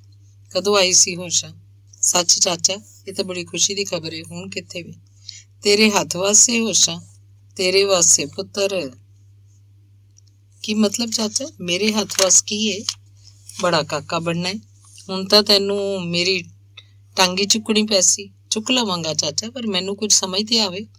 ਮੇਰੀ ਸਮਝ ਅਜੇ ਤੀਕਰ ਕੁਝ ਨਹੀਂ ਸੀ ਆਇਆ। ਮੈਂ ਆਖਿਆ, ਚਾਚਾ ਮੇਰੇ ਕੋਲ ਭਾਵੇਂ ਜਿਹੜੀ ਮਰਜ਼ੀ ਕਸਮ ਲੈ, ਮੈਨੂੰ ਤੇਰੀਆਂ ਗੱਲਾਂ ਦੀ ਕੁਝ ਸਮਝ ਨਹੀਂ ਆ ਰਹੀ। ਅੱਛਾ। ਉਹਨੇ ਧੌਣ ਡਿੰਗੀ ਕਰਕੇ ਮੇਰੇ ਵੱਲ ਘੂਰ ਕੇ ਵੇਖਿਆ। ਉਹਦੇ ਚਿਹਰੇ ਉੱਤੋਂ ਖੁਸ਼ੀ ਦੇ ਮੁਸਕਰਾਹਟ ਦੀਆਂ ਲਹਿਰਾਂ ਉੱਠ ਕੇ ਪੈਂਦੀਆਂ ਸਨ। ਉਹਨੇ ਆਪਣੇ ਗਲ ਵਾਲੇ ਤਵੀਜ਼ ਨੂੰ ਡੋਰੀ ਤੋਂ ਫੜ ਕੇ ਫਿਰ ਅਗਲੇ ਪਾਸੇ ਕੀਤਾ, ਜਿਹੜਾ ਕੰਮ ਕਰਨ ਵੇਲੇ ਫਿਰ ਕੇ ਪਿਛਲੇ ਪਾਸੇ ਚਲਾ ਗਿਆ ਸੀ। ਵੇਖਿਆ ਹੀ ਤਵੀਜ਼ ਦਾ ਅਸਰ? ਚਾਚੇ ਲੰਡੂ ਖੁਸ਼ੀ ਨਾਲ ਆਖਿਆ, ਕਿੱਥੋਂ ਦੀ ਗੱਲ ਕਿੱਥੇ ਆ ਜੁੜੀ ਹੈ। ਬਸ ਛੇਤੀ ਕੋਈ ਹੋਰ ਸਬੱਬ ਵੀ ਲੱਗ ਜਾਣਾ ਹੈ, ਫਿਰ ਹੋਸ਼ਾਂ ਨੇ ਆ ਜਾਣਾ ਹੈ। ਸੁਪਨੇ 'ਚ ਮਿਲੀ ਹੋਣੀ ਹੈ ਤੈਨੂੰ ਚਾਚਾ। ਸੁਪਨੇ 'ਚ ਤਾਂ ਹੋਸ਼ਾਂ ਰੋਜ਼ ਮਿਲਦੀ ਏ। ਹੁਣ ਸੱਚੀ ਮੁੱਚੀ ਮਿਲਾਪ ਹੋਣ ਵਾਲਾ ਹੈ। ਹੁਣ ਵੇਖੀ ਕਿਵੇਂ ਆਉਂਦੀ ਏ। ਸੱਚ ਚਾਚਾ, ਤੂੰ ਇੱਕ ਵਾਰੀ ਫਿਰ ਝੱਲਾ ਹੋਇਆ ਜਾਪਣਾ ਹੈ। ਖਾ ਖਸਮਾਂ ਨੂੰ, ਮੈਂ ਚੱਲਿਆ ਵਾਂ। ਮੈਂ ਜਾਵਣ ਲਈ ਮੁੜਿਆ ਤਾਂ ਉਸ ਬਾਹੋਂ ਫੜ ਕੇ ਬਿਠਾ ਲਿਆ। ਇੱਕ ਪੱਕੀ ਇੱਟ ਫੜ ਕੇ ਅਸੀਂ ਹੇਠਾਂ ਰੱਖ ਲਈ। ਬਗਲੇ ਦੇ ਸਿਗਰਟ ਮੁੱਕ ਗਏ ਸਨ। ਉਸ ਇੱਕ ਹੋਰ ਡੱਬੀ ਕੱਢ ਕੇ ਸਿਗਰਟ ਮੇਰੇ ਵੱਲ ਕੀਤੀ। ਮੈਂ ਨਾ ਲਿਆ। ਉਸ ਆਪ ਸਿਗਰਟ ਮੂੰਹ ਚ ਪਾ ਕੇ ਧੁਖਾਈ ਤੇ ਇੱਕ ਲੰਮਾ ਸਾਹ ਖਿੱਚ ਕੇ ਸੂਟਾ ਲਿਆ। ਫਿਰ ਤਾਂ ਛੱਤ ਵੱਲ ਸੁੱਟਿਆ। ਮੈਨੂੰ ਇੰਝ ਮਾਲੂਮ ਹੋਇਆ ਜਿਵੇਂ ਉਹ ਫਿਰ ਉਦਾਸ ਹੋਵਣ ਲੱਗਾ ਹੈ। ਸਿਗਰਟ ਦੇ ਕੌੜੇ ਧੂਏ ਨਾਲ ਉਹਨੂੰ ਖੰਘ ਆ ਗਈ। ਕੁਝ ਬਲਗਮ ਥੁੱਕ ਕੇ ਚਾਚੇ ਲੰਡੂ ਮੁਸਕਰਾ ਕੇ ਆਖਿਆ, ਮੇਰੀ ਹੋਸ਼ਾਂ ਤੇਰੀ ਸੱਸ ਦੇ ਰਿਸ਼ਤੇਦਾਰਾਂ ਵਿੱਚੋਂ ਏ। ਸਭ ਆਪਣੇ ਤਵੀਤ ਦਾ ਅਸਰ ਏ। ਉਸ ਤਵੀਜ਼ ਨੂੰ ਹੱਥ ਲਾ ਕੇ ਬੜੇ ਯਕੀਨ ਨਾਲ ਮੇਰੇ ਵੱਲ ਵੇਖਿਆ। ਫਿਰ ਤਵੀਜ਼ ਵਾਲੇ ਹੱਥ ਨੂੰ ਆਪਣੇ ਮੂੰਹ ਸਾਹਮਣੇ ਲਿਆ ਕੇ ਬਿਸਮਿल्ला ਪੜ੍ਹ ਕੇ ਫੂਕ ਮਾਰੀ। ਕਿਹੜੀ ਸੱਸ ਤੇ ਕਿਹੜੇ ਰਿਸ਼ਤੇਦਾਰ? ਮੈਂ ਸੋਚਣ ਲੱਗ ਪਿਆ, ਕਿਧਰੇ ਚਾਚੇ ਨੂੰ ਸੱਚੀ ਮੁੱਚੀ ਝੱਲਪੁਣ ਦਾ ਦੌਰਾ ਤਾਂ ਨਹੀਂ ਪੈ ਗਿਆ? ਨਹੀਂ, ਉਹ ਤੇ ਖੁਸ਼ ਸੀ। ਉਹਦੀਆਂ ਅੱਖਾਂ 'ਚ ਚਮਕ ਵੱਧ ਸੀ, ਬੁੱਲਾਂ ਉੱਤੇ ਮੁਸਕਾਨ ਤੇ ਚਿਹਰੇ ਤੇ ਯਕੀਨ ਦੀ ਰੌਸ ਸੀ। ਮੈਨੂੰ ਚੁੱਪ ਵੇਖ ਕੇ ਬੋਲਿਆ, ਕੱਲ ਰਾਤ ਤੇਰੀ ਭੂਆ ਵਾਸਤੇ ਆਏ ਪ੍ਰਾਹੁਣੇ ਤੇਰੇ ਵਿਆਹ ਦੀ ਗੱਲ ਪੱਕੀ ਕਰ ਗਏ ਨੇ। ਇਹ ਝੂਠ ਏ। ਮੇਰੀ ਤੇ ਜਿਵੇਂ ਚੀਕ ਹੀ ਨਿਕਲ ਚੱਲੀ ਸੀ। ਹੁਣ ਤਾਂ ਤੇਰਾ ਆਉਣਾ ਜਾਣਾ ਬਣ ਹੀ ਗਿਆ। ਹੋਸ਼ਾਂ ਦੀ ਖਬਰ ਦੇ ਸੁਨੇੜੇ ਲੈ ਆਇਆ ਕਰੇਗਾ, ਮੇਰਾ ਹਾਲ ਵੀ ਉਹਨੂੰ ਸੁਣਾਏਗਾ। ਮੈਂ ਸੋਚਣ ਲੱਗ ਪਿਆ, ਗਵੇੜ ਲਾਇਆ। ਭੂਆ ਦਾ ਰਿਸ਼ਤਾ ਮੰਗਣ ਵਾਲਿਆਂ ਕੋਲ ਤੇ ਕੋਈ ਜਵਾਨ ਕੁੜੀ ਨਹੀਂ ਸੀ। ਫਿਰ ਮੇਰੀ ਸੱਸ ਕੌਣ ਤੇ ਵਹੁਟੀ ਕਿਹੜੀ ਹੋਈ? ਨਾਲੇ ਹੋਸ਼ਾਂ ਵੀ ਤੇ ਉੱਥੇ ਨਹੀਂ ਹੁੰਦੀ। ਲੰਡੂ ਕਿਹੜੇ ਖਿਆਲਾਂ 'ਚ? ਕੋਈ ਸਮਝ ਨਹੀਂ ਆ ਰਹੀ ਸੀ। ਚਾਚਾ, ਐਵੇਂ ਮੁਖੌਲ ਨਾ ਕਰ, ਮੈਂ ਤੇਰੀ ਪੁੱਤਰਾ ਵਾਂਗਾ। ਮੈਨੂੰ ਤੇ ਲੱਗਦਾ ਤੂੰ ਫੇਰ ਝੱਲਾ ਹੋ ਗਿਆ। ਜੋ ਕੁਝ ਹੋਣਾ ਸੀ ਹੋ ਗਿਆ ਵਾ। ਹੁਣ ਤੇਰੀ ਵਾਰੀ ਏ। ਵੇਖਣੇ ਆ ਖੋਤਾ ਬੇੜੀ ਕਿਵੇਂ ਨਹੀਂ ਚੜ੍ਹਦਾ। ਸਿਆਣੇ ਸੱਚ ਆਖਦੇ ਨੇ, ਜਦੋਂ ਕਿਸੇ ਨਾਲ ਕੰਮ ਪੈਂਦਾ ਉਦੋਂ ਪਤਾ ਲੱਗਦਾ ਕਿ ਬੰਦੇ ਦਾ ਅਸਲਾ ਕੀ ਹੁੰਦਾ। ਹੁਣ ਕੰਮ ਪਿਆ ਏ ਤੇ ਝੱਟ ਪੁੱਤਰ ਬਣ ਗਿਆ ਝੂਠਿਆ। ਉਹਨੇ ਮੇਰੇ ਵੱਲੋਂ ਮੂੰਹ ਫੇਰ ਲਿਆ। ਨਾਰਾਜ਼ ਹੋ ਗਿਆ ਚਾਚਾ। ਮੈਂ ਉਹਨੂੰ ਮੋਢਿਓਂ ਫੜ ਕੇ ਮੂੰਹ ਆਪਣੇ ਵੱਲ ਕਰਵਾ ਲਿਆ। ਸੱਚੀ ਚਾਚਾ, ਮੈਨੂੰ ਤੇਰੀ ਗੱਲ ਦੀ ਸਮਝ ਨਹੀਂ ਆਈ। ਜੇ ਕੁਝ ਮੇਰੇ ਵੱਸ ਹੋਇਆ ਮੈਂ ਤੇਰੀ ਮਦਦ ਜ਼ਰੂਰ ਕਰ ਸਾਂ। ਇਹ ਹੋਈ ਨਾ ਗੱਲ ਸੱਜਣਾ, ਮਿੱਤਰਾਂ ਵਾਲੀ। ਲੰਡੂ ਖੁਸ਼ ਹੋ ਗਿਆ। ਜਾ ਘਰੋਂ ਜਾ ਕੇ ਮਾਲੂਮ ਕਰੀ, ਤੈਨੂੰ ਸਭ ਸਮਝ ਆ ਜਾਏਗੀ। ਮੈਂ ਘਰ ਪਰਤ ਆਇਆ। ਭੂਆ ਬੜੀ ਖੁਸ਼ ਨਜ਼ਰ ਆਈ। ਘਰ ਦੇ ਕੰਮ ਫੁਰਤੀ ਤੇ ਸਫਾਈ ਨਾਲ ਕਰਦੀ ਸੀ ਪਈ। ਭੂਆ ਦੇ ਤੇ ਜਿਵੇਂ ਭੋਏ ਤੇ ਪੈਰ ਹੀ ਨਹੀਂ ਸੀ ਟਿਕਦੇ। ਮਾਂ ਚੁੱਲ੍ਹੇ ਲਾਗੀ ਬੈਠੀ ਰੋਟੀਆਂ ਪਕਾ ਰਹੀ ਸੀ। ਮੈਨੂੰ ਵੇਖ ਕੇ ਮਾਂ ਨੇ ਪੁੱਛਿਆ, ਵੇ ਗੋਗੀ ਕਿੱਧਰ ਚਲਾ ਗਿਆ ਸੈਂ? ਚਾਹ ਵੇਲਾ ਕਰ ਲੈ, ਮੈਂ ਅਜੇ ਲਿਆਰੀਆਂ ਵੀ ਚੋਣੀਆਂ ਨੇ। ਅਜੇ ਤੀਕਰ ਲਿਆਰੀਆਂ ਡੱਕੀਆਂ ਹੋਈਆਂ ਨੇ? ਕਿਉਂ ਮਾਂ, ਕੀ ਗੱਲ ਸੀ? ਮੁਹੰਮਦ ਹੁਸੈਨ ਕਿੱਥੇ ਗਿਆ ਏ? ਉਸ ਲਿਆਰੀਆਂ ਨੂੰ ਨਹੀਂ ਚੋਇਆ? ਮੈਂ ਇੱਕੋ ਸਾਹੇ ਕਿੰਨੇ ਸਵਾਲ ਕੀਤੇ ਤੇ ਰੋਟੀ ਖਾਵਣ ਬਹਿ ਗਿਆ। ਮਾਂ ਆਖਿਆ, ਅਗਲੇ ਮਹੀਨੇ ਤੇਰਾ ਵਿਆਹ ਹੋ ਰਿਹਾ। ਤੇਰੀ ਭੂਆ ਦੇ ਨਾਲ ਤੇਰਾ ਵੱਟੇ ਦਾ ਰਿਸ਼ਤਾ ਹੈ। ਹੁਣ ਲਟਬੋਰਿਆਂ ਵਾਂਗਰ ਨਾ ਫਿਰਿਆ ਕਰੀ। ਕਿਸੇ ਚੰਗੀ ਬੰਦੀ ਤੇ ਪੱਕੀ ਥਾਵੇਂ ਪੈਰ ਨਾ ਧਰੀ। ਆਪਣਾ ਖਿਆਲ ਰੱਖੀ। ਤੇਰੇ ਪਿਓ ਨੂੰ ਵੀ ਆਖ ਦਿੱਤਾ ਹੈ ਕਿ ਤੈਨੂੰ ਕਿਸੇ ਕੰਮ ਲਈ ਘਰੋਂ ਦੂਰ ਨਾ ਜਾਵਣ ਦੇਵੇ। ਮੈਨੂੰ ਹੁਣ ਪੱਕਾ ਯਕੀਨ ਹੋ ਗਿਆ ਕਿ ਵਿਆਹ ਹੋ ਕੇ ਹੀ ਰਹਿਣਾ ਹੈ। ਮੇਰੀ ਉਮਰ ਭਾਵੇਂ ਵਿਆਹ ਵਾਲੀ ਨਹੀਂ ਸੀ। ਭੂਆ ਨਾਲ ਵੱਟਾ ਪੂਰਾ ਕਰਨ ਲਈ ਮੈਨੂੰ ਨਾਲ ਜਟੋ ਲਿਆ ਗਿਆ ਸੀ, ਤਾਂ ਜੋ ਭੂਆ ਨੂੰ ਕੋਈ ਦੁੱਖ ਮਿਲੇ ਤਾਂ ਉਹਦਾ ਬਦਲਾ ਲਿਆ ਜਾ ਸਕੇ। ਮੇਰੀ ਹੋਵਣ ਵਾਲੀ ਵਹੁਟੀ ਆਮ ਕੁੜੀਆਂ ਵਾਂਗ ਕੁੜੀ ਸੀ। ਸਮਝਦਾਰ ਤੇ ਸੁਘੜ ਮਾਲੂਮ ਹੋਇਆ ਕਰਦੀ ਸੀ। ਮੇਰੀ ਵੇਖੀ ਹੋਈ ਸੀ। ਇਹ ਵੀ ਪਿਓ ਦੇ ਰਿਸ਼ਤੇਦਾਰਾਂ ਵਿੱਚੋਂ ਸੀ ਜਿਹੜੇ ਭੂਆ ਦੇ ਸਹੁਰਿਆਂ ਉੱਤੇ ਅਹਿਸਾਨ ਕਰ ਰਹੇ ਸਨ, ਆਪਣੀ ਧੀ ਵੱਟੇ ਵਿੱਚ ਦੇ ਰਹੇ ਸਨ। ਮੇਰੀ ਹੋਵਣ ਵਾਲੀ ਵਹੁਟੀ ਦਾ ਪਿਓ ਕਾਲਾ ਤੇ ਮਾਂ ਗੋਰੀ ਚਿੱਟੀ ਸੀ। ਧੀ ਉੱਤੇ ਦੋਵਾਂ ਦਾ ਰੰਗ ਰਲ ਕੇ ਚੜਿਆ ਹੋਇਆ ਸੀ, ਕਣਕ ਵਰਗਾ ਸਾਫ਼ ਰੰਗ, ਨਾ ਗੋਰਾ ਨਾ ਕਾਲਾ। ਇਸ ਰਿਸ਼ਤੇ ਉੱਤੇ ਮਾਂ ਖੁਸ਼ ਸੀ, ਭੂਆ ਖੁਸ਼ ਸੀ, ਪਰ ਮੈਂ ਚੁੱਪ ਕਰਕੇ ਰਹਿ ਗਿਆ। ਚਾਹ ਵੇਲਾ ਕਰਕੇ ਬਾਹਰ ਨਿਕਲ ਗਿਆ।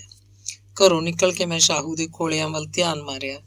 ਮੇਰੇ ਪੈਰ ਆਪਣੇ ਆਪ ਹੀ ਉੱਧਰ ਟੁਰ ਪਏ। ਖੋਲਿਆਂ ਲਾਗੇ 2 ਕੁ ਪੈਲੀਆਂ 'ਚ ਸਬਜ਼ੀ ਬੀਜੀ ਸੀ। ਕਈ ਵਾਰ ਸਾਡੇ ਘਰ ਦੇ ਲੋਕ ਵੀ ਇੱਥੋਂ ਹੀ ਸਬਜ਼ੀ ਤੋੜ ਲਿਆਇਆ ਕਰਦੇ ਸਨ। ਮੈਂ ਨੇੜੇ ਅੱਪੜ ਗਿਆ। ਜ਼ੋਰਾ ਖੋਰੇ ਵੇਖ ਰਹੀ ਸੀ। ਝੱਟ ਸਬਜ਼ੀ 'ਚ ਆ ਗਈ। ਅੱਜ ਫਿਰ ਉਸ ਗੁੱਤ 'ਚ ਮੋਟਾ ਲਾਲ ਪਰਾਂਦਾ ਪਰੋਇਆ ਹੋਇਆ ਸੀ। ਲੀੜੇ ਵੀ ਲਾਲ ਪਾਏ ਸਨ ਤੇ ਉਹਦਾ ਰੰਗ ਵੀ ਲਾਲ ਸੀ। ਸਵੇਰੇ ਸਵੇਰੇ ਭਖਦਾ ਲਾਲ ਰੰਗ ਵੇਖ ਕੇ ਮੇਰਾ ਜੀਅ ਬਹੁਤ ਰਾਜ਼ੀ ਹੋਇਆ। ਉਸ ਅੱਖਾਂ ਭਰ ਕੇ ਮੇਰੇ ਵੱਲ ਵੇਖਿਆ। ਅੱਜ ਉਹਦੀ ਵੇਖਣੀ 'ਚ ਕੋਈ ਬਹੁਤਾ ਹੀ ਗੂੜ ਸੀ। ਪਹਿਲੇ ਨਾਲੋਂ ਵੀ ਉਹਦੀਆਂ ਅੱਖਾਂ ਮੋਟੀਆਂ-ਮੋਟੀਆਂ ਲੱਗ ਰਹੀਆਂ ਸੀ। ਪਰ ਉਹ ਆਪ ਚੁੱਪ ਸੀ। ਹਮੇਸ਼ ਉਹ ਪਹਿਲੇ ਬੁਲਾਇਆ ਕਰਦੀ ਸੀ, ਛੇੜਿਆ ਕਰਦੀ ਸੀ, ਹੱਸਿਆ ਕਰਦੀ ਸੀ, ਪਰ ਅੱਜ ਚੁੱਪ ਸੀ। ਸਬਜ਼ੀ 'ਚ ਐਵੇਂ ਇੱਧਰ ਉੱਧਰ ਫਿਰਨ ਲੱਗ ਪਈ। ਮੈਥੋਂ ਰਿਹਾ ਨਾ ਗਿਆ। ਨੇੜੇ ਹੋ ਕੇ ਆਖਿਆ, ਅੱਜ ਤੇ ਅੱਗ ਲੱਗੀ ਜਾਪਦੀ ਏ। ਮੇਰਾ ਇਸ਼ਾਰਾ ਰੰਗ ਲਾਲ ਤੇ ਲਾਲ ਲੀੜਿਆਂ ਵੱਲ ਸੀ, ਪਰ ਉਸ ਪਰਤ ਕੇ ਆਖਿਆ, ਅੱਗ ਲੱਗਦੀ ਬੁਝਦੀ ਰਹਿੰਦੀ ਏ, ਪਰ ਦਿਲ ਕਦੀ ਕਦੀ ਲੱਗਦਾ ਏ। ਉਹ ਸਮਝੀ ਮੈਂ ਟਿਚਕਰ ਜਾਣ ਬੁੱਝ ਕੇ ਕੀਤੀ ਏ। ਮੈਨੂੰ ਅਫਸੋਸ ਹੋਇਆ। ਜ਼ੋਰਾ, ਮੈਂ ਤੇਰਾ ਦਿਲ ਦੁਖਾਵਣ ਤੇ ਨਹੀਂ ਆਇਆ। ਮੈਂ ਤੇ ਤੈਨੂੰ ਨਹੀਂ, ਤੂੰ ਕੋਈ ਗੱਲ ਨਾ ਕਰ। ਉਸ ਮੇਰੀ ਗੱਲ ਟੋਕ ਦਿੱਤੀ। ਨਾ ਕੁਝ ਤੇਰੇ ਵਾਸਤੇ ਨਾ ਮੇਰੇ। ਕਸੂਰ ਤੇ ਦੋਸ਼ ਕਿਸੇ ਦਾ ਵੀ ਨਹੀਂ। ਹਾਲਾਤ ਹੀ ਇੰਝ ਦੇ ਨੇ, ਵੇਲਾ ਹੀ ਇੰਝ ਦਾ ਏ। ਉਹ ਬੋਲੀ ਜਾ ਰਹੀ ਸੀ। ਮੇਰਾ ਦਿਲ ਕਰਦਾ ਸੀ ਉਹਦੇ ਸੂਹੇ ਲੀੜਿਆਂ ਤੇ ਭਖਦੇ ਜੁੱਸੇ ਨੂੰ ਛੋਹ ਕੇ ਵੇਖਾਂ। ਉਹਨੇ ਆਖਿਆ, ਗੋਗੀ, ਔਰਤ ਆਮ ਸੜਕ ਵਾਂਗ ਨਹੀਂ ਹੁੰਦੀ ਕਿ ਹਰ ਕੋਈ ਟੁਰਿਆ ਫਿਰੇ। ਔਰਤ ਦੀ ਹਿੱਕ ਨਰਮ ਤੇ ਮੁਲਾਇਮ ਹੁੰਦੀ ਹੈ। ਇਹਦੀ ਗੋਦ ਬਹੁਤ ਖੁੱਲੀ ਤੇ ਨਿੱਘੀ ਹੁੰਦੀ ਹੈ। ਹਰ ਕੋਈ ਇਹਦੀ ਗੋਦ 'ਚ ਨਹੀਂ ਸਮਾ ਸਕਦਾ। ਇਹਦੇ ਦਿਲ ਦੀ ਸੜਕ ਉੱਤੇ ਜਿਹੜੇ ਪਹਿਲੇ ਕਦਮ ਟਿਕ ਜਾਵਣ, ਸਾਰੀ ਹਯਾਤੀ ਉਹਨਾਂ ਕਦਮਾਂ ਦੇ ਨਿਸ਼ਾਨ ਨਹੀਂ ਮਿਟਦੇ। ਇਹ ਨਿਸ਼ਾਨ ਹੀ ਔਰਤ ਲਈ ਸਭ ਤੋਂ ਕੀਮਤੀ ਹੁੰਦੇ ਨੇ। ਔਰਤ ਦੀ ਹਯਾਤੀ 'ਚ ਜਿਹੜੇ ਜਜ਼ਬੇ ਇੱਕ ਵਾਰੀ ਪਲ ਜਾਵਣ, ਫਿਰ ਉਹ ਕਦੇ ਨਹੀਂ ਮਰਦੇ। ਪਰ ਜ਼ੋਹਰਾ, ਮੇਰਾ ਤੇ ਤੂੰ ਕੋਈ ਗੱਲ ਨਾ ਕਰ। ਉਸ ਮੇਰੀ ਗੱਲ ਟੋਕ ਦਿੱਤੀ। ਇਹ ਤੇਰਾ ਦੁੱਖ ਨਹੀਂ, ਤੂੰ ਮਰਦੇ। ਨਾਲੇ ਇਹੋ ਜਿਹੇ ਕੱਚੇ ਤੇ ਆਬੂ ਜਜ਼ਬੇ ਤੇਰੀ ਲੋੜ ਦੇ ਨਹੀਂ। ਤੇਰੇ ਜਜ਼ਬੇ ਤੇ ਨਿਸ਼ਾਨੇ ਕੁਝ ਹੋਰ ਨਹੀਂ। ਨਾ ਜ਼ੋਹਰਾ, ਮੈਂ ਕੋਈ ਗਲਤ ਬੰਦਾ ਨਹੀਂ ਹਾਂ, ਤੇ ਨਾ ਹੀ ਮੇਰੇ ਜਜ਼ਬੇ ਤੇ ਨਿਸ਼ਾਨੇ ਕੁਝ ਹੋਰ ਨਹੀਂ। ਮੈਂ ਤੈਨੂੰ ਕਦੋਂ ਗਲਤ ਕਹਿੰਦੀ ਹਾਂ? ਮੈਂ ਤੇਰੀ ਅੰਦਰਲੀ ਅੱਗ ਦੀ ਗੱਲ ਕੀਤੀ ਹੈ ਕਿ ਜੋ ਮੈਂ ਹੁਣ ਤੱਕ ਮਹਿਸੂਸ ਕੀਤੀ ਹੈ। ਤੂੰ ਫੁੱਲਾਂ ਉੱਤੇ ਬਹਿ ਕੇ ਰਸ ਚੂਸਣ ਵਾਲਾ ਭੰਵਰਾ ਨਹੀਂ। ਤੇਰੀ ਉਡਾਰੀ ਕੁਝ ਹੋਰ ਏ। ਐਵੇਂ ਪੰਧ ਖੋਟਾ ਨਾ ਕਰ, ਐਵੇਂ ਟਾਲ ਨਾ ਜ਼ੋਹਰਾ। ਮੈਂ ਗੈਰਾਂ ਵਾਲੀ ਤੇ ਕੋਈ ਗੱਲ ਨਹੀਂ ਕੀਤੀ। ਫਿਰ ਦੋਸ਼ ਕਿਉਂ ਦੇਣੀ ਹੈ? ਮੇਰਾ ਹੋਰ ਕੋਈ ਪੰਧ ਨਹੀਂ। ਮੈਂ ਕਦੋਂ ਦੋਸ਼ ਦੇਣੀ ਆ ਤੇ ਨਾ ਹੀ ਤੈਨੂੰ ਗੈਰ ਸਮਝਦੀ ਹਾਂ। ਮੈਂ ਤੇ ਤੇਰੇ ਨਾਲ ਮੁਹੱਬਤ ਕਰਨੀ ਹੈ, ਮਿੱਟੀ ਦੇ ਖੇ ਮੁਹੱਬਤ ਕਰਨੀ ਹੈ। ਆਵੰਦਿਆਂ ਕੁਝ ਹੋਰ ਤਾਨੇ ਦੇਣ ਲੱਗ ਪਈ ਹੈ। ਵੇਖ ਜ਼ੋਹਰਾ, ਖੁੱਲ੍ਹ ਕੇ ਦਿਲ ਦੀ ਗੱਲ ਕਰ। ਮੈਂ ਕੋਈ ਕਮੀਨਾ ਬੰਦਾ ਨਹੀਂ ਆ ਕਿ ਸ਼ੋਧ ਪੁਣਾ ਕਰਾਂ। ਮੈਂ ਹਰ ਤਰ੍ਹਾਂ ਦੀ ਕੁਰਬਾਨੀ ਦੇ ਸਕਣਾ ਵਾਂ। ਮੇਰੇ ਵਿੱਚ ਇੰਨੀ ਹਿੰਮਤ ਹੈ ਤੇ ਜ਼ੁਰਤ ਵੀ। ਮੈਂ ਆਪਣੀ ਹਿੱਕ ਉੱਤੇ ਹੱਥ ਮਾਰ ਕੇ ਆਖਿਆ। ਜ਼ੋਹਰਾ ਮੁਸਕਰਾਈ। ਉਸ ਮੇਰੀ ਗੱਲ ਨੂੰ ਉਂਗਲੀ ਨਾਲ ਦਬਾਇਆ ਤੇ ਆਖਿਆ, ਗੋਗੀ, ਤੇਰੀ ਕੁਰਬਾਨੀ ਦੀ ਲੋੜ ਤੇਰੀ ਭੂਆ ਨੂੰ ਏ। ਵੱਟਾ ਸੱਟਾ ਨਾ ਹੁੰਦਾ ਤੇ ਹੋਰ ਗੱਲ ਸੀ। ਲੈ, ਅਜੇ ਕਿਹੜਾ ਹੋ ਗਿਆ ਹੈ, ਗੱਲ ਹੀ ਹੋਈ ਹੈ ਨਾ। ਮੈਂ ਆਖਿਆ। ਮੈਂ ਤੇ ਹਾਂ ਨਹੀਂ ਕੀਤੀ। ਗੱਲ ਦਾ ਹੀ ਸਾਰਾ ਮੁੱਲ ਹੁੰਦਾ ਹੈ, ਜ਼ੋਹਰਾ ਬੋਲੀ। ਤੇਰੀ ਮੇਰੀ ਵੀ ਤੇ ਗੱਲ ਹੀ ਹੈ ਨਾ, ਹੋਰ ਕੀ ਹੈ? ਤੇ ਹੁਣ ਫੇਰ ਨਵੀਂ ਗੱਲ ਵਾਸਤੇ ਪੁਰਾਣੀ ਗੱਲ ਨੂੰ ਭੁੱਲ ਜਾਵਾਂ? ਮੈਂ ਜਜ਼ਬਾਤੀ ਹੋ ਰਿਹਾ ਸੀ। ਵੇਖ ਜ਼ੋਹਰਾ, ਵੇਖ, ਉਸ ਬੜੇ ਹੌਸਲੇ ਤੇ ਨਰਮ ਸੁਭਾਅ ਨਾਲ ਆਖਿਆ। ਜਿਸ ਕੁੜੀ ਦੀ ਮੰਗਣੀ ਟੁੱਟ ਜਾਏ, ਜੱਗ 'ਚ ਉਹਦੀ ਇੱਜ਼ਤ ਘਟ ਜਾਂਦੀ ਹੈ। ਤੇਰੀ ਭੂਆ ਮੇਰੀ ਸਹੇਲੀ ਹੈ, ਪਹਿਲੀ ਸਹੇਲੀ। ਤੈਨੂੰ ਪਤਾ ਹੈ ਨਾ ਉਹ ਮੇਰੇ ਨਾਲ ਕਿੰਨਾ ਪਿਆਰ ਕਰਦੀ ਹੈ, ਸਕੀ ਭੈਣਾਂ ਨਾਲੋਂ ਬਹੁਤਾ। ਹਾਂ, ਮੈਨੂੰ ਪਤਾ ਹੈ। ਤੇ ਫਿਰ ਤੈਨੂੰ ਮੇਰੀ ਸਹੇਲੀ ਵਾਸਤੇ ਸੁੱਖ ਖਰੀਦਣੇ ਹੋਵਣਗੇ। ਮੈਂ ਚੁੱਪ ਕਰ ਗਿਆ। ਮੇਰੇ ਕੋਲ ਹੁਣ ਜਵਾਬ ਦੇਣ ਲਈ ਹਿੰਮਤ ਨਹੀਂ ਸੀ ਰਹੀ। ਮੈਨੂੰ ਚੁੱਪ ਵੇਖ ਕੇ ਉਸ ਆਖਿਆ, ਯਾਦ ਹੀ ਗੋਗੀ, ਮੈਂ ਤੇਰਾ ਮੂੰਹ ਚੁੰਮ ਲਿਆ ਕਰਦੀ ਸੀ। ਮੈਂ ਸਿਰ ਹਿਲਾ ਕੇ ਇਕਰਾਰ ਕੀਤਾ। ਉਸ ਆਖਿਆ, ਪਤਾ ਹੀ ਕਿਉਂ? ਮੈਂ ਰੋਣ ਹਾਕਾਂ ਸਾ ਬੋਲਿਆ।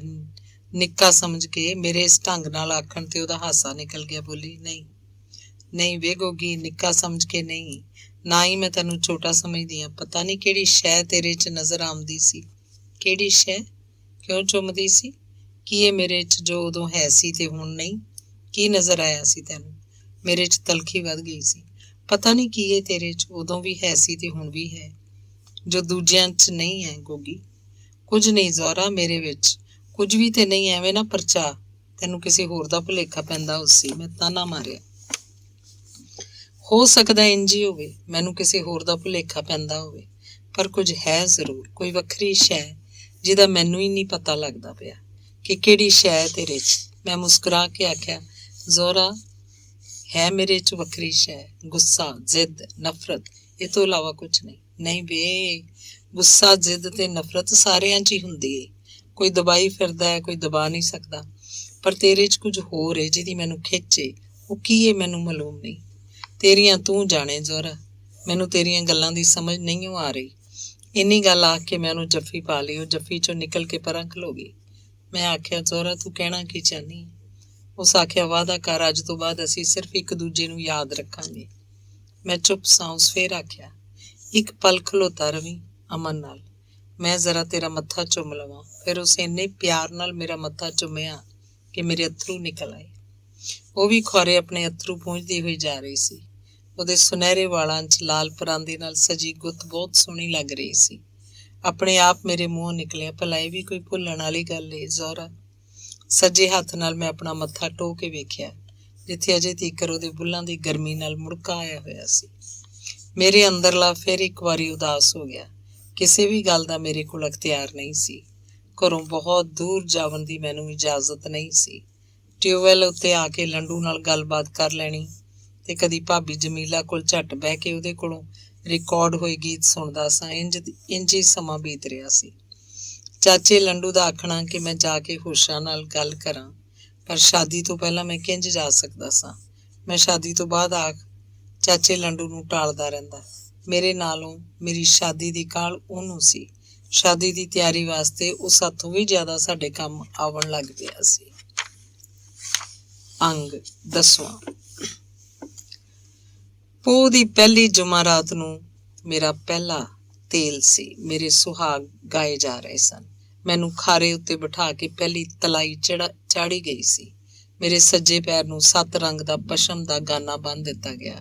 ਹੱਥ ਵਿੱਚ ਖੁੰਡੀ, ਜਿਹਨੂੰ ਲੋਹੇ ਦੇ ਛੱਲਿਆਂ ਨਾਲ ਸ਼ਿੰਗਾਰਿਆ ਸੀ। ਖੁੰਡੀ ਵੀ ਲੋਹੇ ਦੀ ਸੀ। ਖੁੰਡੀ 'ਚ ਛੱਲੇ ਛਣਕਦੇ ਸੋਹਣੇ ਲੱਗਦੇ ਸਨ। ਪੂਰੇ 7 ਦਿਨ ਰੋਜ਼ ਇੱਕ ਤੇਲ ਹੁੰਦਾ ਸੀ। ਰੋਜ਼ ਮੈਨੂੰ ਵਟਣਾ ਮਲਿਆ ਜਾਂਦਾ ਸੀ। ਰੋਜ਼ ਹੀ ਪਿੰਡ ਦੀਆਂ ਸੁਆਣੀਆਂ ਤੇ ਕੁੜੀਆਂ ਖਾਰੇ ਦੁਆਲੇ ਆ ਕੇ ਗਾਉਂਦੀਆਂ ਬਹੁਤ ਚੰਗੀਆਂ ਲੱਗਦੀਆਂ ਸੀ। ਦਿਲ ਕਰਦਾ ਸੀ ਰੋਜ਼ ਇੰਝ ਦਾ ਹੀ ਹੋਵੇ, ਤੇ ਵਿਆਹ ਦੀ ਕਾਹਲ ਕੋਈ ਨਹੀਂ ਸੀ। ਮੇਰੇ ਨਾਨਕੇ ਪਿੰਡ ਦੀਆਂ ਕੁੜੀਆਂ, ਮਾਮਿਆਂ ਤੇ ਮਾਸੀਆਂ ਦੀਆਂ ਧੀਆਂ 7 ਦਿਨਾਂ ਤੋਂ ਹੀ ਆ ਗਈਆਂ ਸਨ। ਉਹ ਸਾਰੀ ਰਾਤ ਗਾਉਂਦੀਆਂ, ਨੱਚਦੀਆਂ, ਹੱਸਦੀਆਂ, ਰੌਣਕ ਲਾਈ ਰੱਖਦੀਆਂ। ਮੈਨੂੰ ਜਰੇ ਜਰੇ ਛੇੜਦੀਆਂ, ਮਖੌਲ ਕਰਦੀਆਂ। ਇੰਝ ਜਾਪਦਾ ਸੀ ਮੈਂ ਕਿਸੇ ਰਿਆਸਤ ਦਾ ਰਾਜਾ ਤੇ ਸਭ ਦਾਸੀਆਂ ਤੇ ਬੰਦੀਆਂ ਹੋਵਣ। ਪੂਰੇ 7 ਦਿਨ ਤੀਕਰ, 7 ਤੇਲ ਪੂਰੇ ਹੋਵਣ ਤੀਕਰ ਮੇਰਾ ਨਹਾਣਾ ਧੋਣਾ ਤੇ ਬੰਦ ਹੋਇਆ ਸੀ, ਪਰ ਨਾਲ ਹੀ ਮੂੰਹ, ਹੱਥ ਤੇ ਕੀ ਪਾਣੀ ਦੀ ਛਿੱਟ ਉੱਤੇ ਪਾਵਣੀ ਮਨਾਹ ਸੀ, ਕਿਉਂ ਜੋ ਬਹੁਤ ਰੂਪ ਲਈ ਪੂਰੇ 7 ਦਿਨ ਮੈਲਾ ਰਹਿਣਾ ਜ਼ਰੂਰੀ ਸੀ। ਘਰੋਂ ਬਾਹਰ ਰਹਿਣਾ ਤੇ ਕੀ ਘਰੋਂ ਨਿਕਲਣਾ ਇਸ ਲਈ ਬੰਦ ਹੋ ਗਿਆ ਕਿ ਮੇਰਾ ਪਿੰਡਾ ਸੁੱਚਾ ਸੀ। ਸੁੱਚੇ ਪਿੰਡੇ ਰੋਜ਼ ਵਟਣਾ ਮਲਿਆ ਜਾਂਦਾ। ਵਟਣਾ ਮਲੇ ਹੋਏ ਪਿੰਡੇ ਉੱਤੇ ਬਾਹਰ ਦੀਆਂ ਸ਼ੈਆਂ, ਜਿੰਨ ਭੂਤ ਝਾਟਾ ਚਿੰਬੜਦੀਆਂ ਸਨ। ਬਾਹਰ ਦੀਆਂ ਸ਼ੈਵਾਂ ਤੋਂ ਬਚਾਉਣ ਲਈ ਮੈਨੂੰ ਘਰ ਹੀ ਢੱਕ ਦਿੱਤਾ ਜਾਂਦਾ। ਅੰਨਾ ਕੀ ਭਾਲੇ 2 ਅੱਖਾਂ। ਮੇਰੀ ਕੰਮ ਕਾਜਾਂ ਤੋਂ ਜਾਨ ਛੁੱਟੀ। 2 ਕੁ ਦਿਨ ਤੇ ਮੈਂ ਬੜੇ ਆਰਾਮ ਤੇ ਖੁਸ਼ੀ ਨਾਲ ਕੱਢੇ, ਪਰ ਤੀਜੇ ਦਿਨ ਮੈਨੂੰ ਘਰ ਬਹਿ ਰਹਿਣਾ ਬਹੁਤ ਹੀ ਬੁਰਾ ਲੱਗਾ। ਸਾਰਾ ਜੁੱਸਾ ਥੱਕਿਆ ਤੇ ਅੱਕਿਆ, ਉਦਾਸ ਤੇ ਸੁਸਤ ਰਹਿਣ ਲੱਗ ਪਿਆ ਸੀ। ਮੇਰਾ ਵਿਆਹ ਹੋ ਰਿਹਾ ਸੀ, ਇਸ ਲਈ ਮੈਨੂੰ ਇਹ ਕੈਦ ਵੀ ਕੱਟਣੀ ਪਈ। ਰਿਸ਼ਤੇਦਾਰ ਸੁਆਣੀਆਂ ਰੋਜ਼ ਕੋਈ ਨਾ ਕੋਈ ਚੀਜ਼, ਪਤਾਸੇ, ਟਾਂਗਰੀ ਮੇਰੀ ਝੋਲੀ ਪਾਉਂਦੀਆਂ, ਜਿਹਨੂੰ ਅਸੀਂ ਆਪਣੇ ਰਿਵਾਜ਼ ਮੁਜਬ ਤਲਾਈ ਆਖਦੇ। ਝੋਲੀ ਚਾਹੀ ਚੀਜ਼ ਮੈਂ ਬਾਲਾਂ, ਕੁੜੀਆਂ ਤੇ ਸੁਆਣੀਆਂ 'ਚ ਵੰਡ ਦਿੰਦਾ। ਇਹੀ ਰੀਤ ਸੀ ਖੌਰੇ ਉਸ ਵੇਲੇ। ਮਾਸੀ ਬਸ਼ੀਰਾ ਵੀ ਮੈਨੂੰ ਟਾਂਗਰੀ ਦੀ ਤਲਾਈ ਚਾੜੀ। ਮਾਸੀ ਦੇ ਨਾਲ ਜ਼ੋਹਰਾ ਤੇ ਮਾਝਾਂ ਵੀ ਸਨ। ਟਾਂਗਰੀ ਵੰਡਦਿਆਂ ਜਦ ਮੈਂ ਜ਼ੋਹਰਾ ਨੂੰ ਮੁੱਠ ਭਰ ਕੇ ਟਾਂਗਰੀ ਫੜਾਈ ਤਾਂ ਉਸ ਅੱਖਾਂ ਨੀਵੀਆਂ ਕਰ ਲਈਆਂ ਤੇ ਹੱਥ ਅੱਗੇ ਕਰ ਦਿੱਤਾ।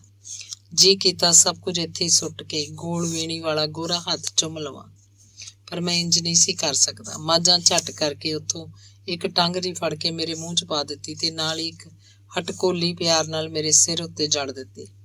ਮਾਂਝਾ ਦੀ ਸ਼ਰਾਰਤ ਨਾਲ ਹੱਸਦੇ ਹੋਏ ਹੋਰ ਕੁੜੀਆਂ ਦੀ ਇੰਝ ਹੀ ਸ਼ਰਾਰਤ ਕੀਤੀ।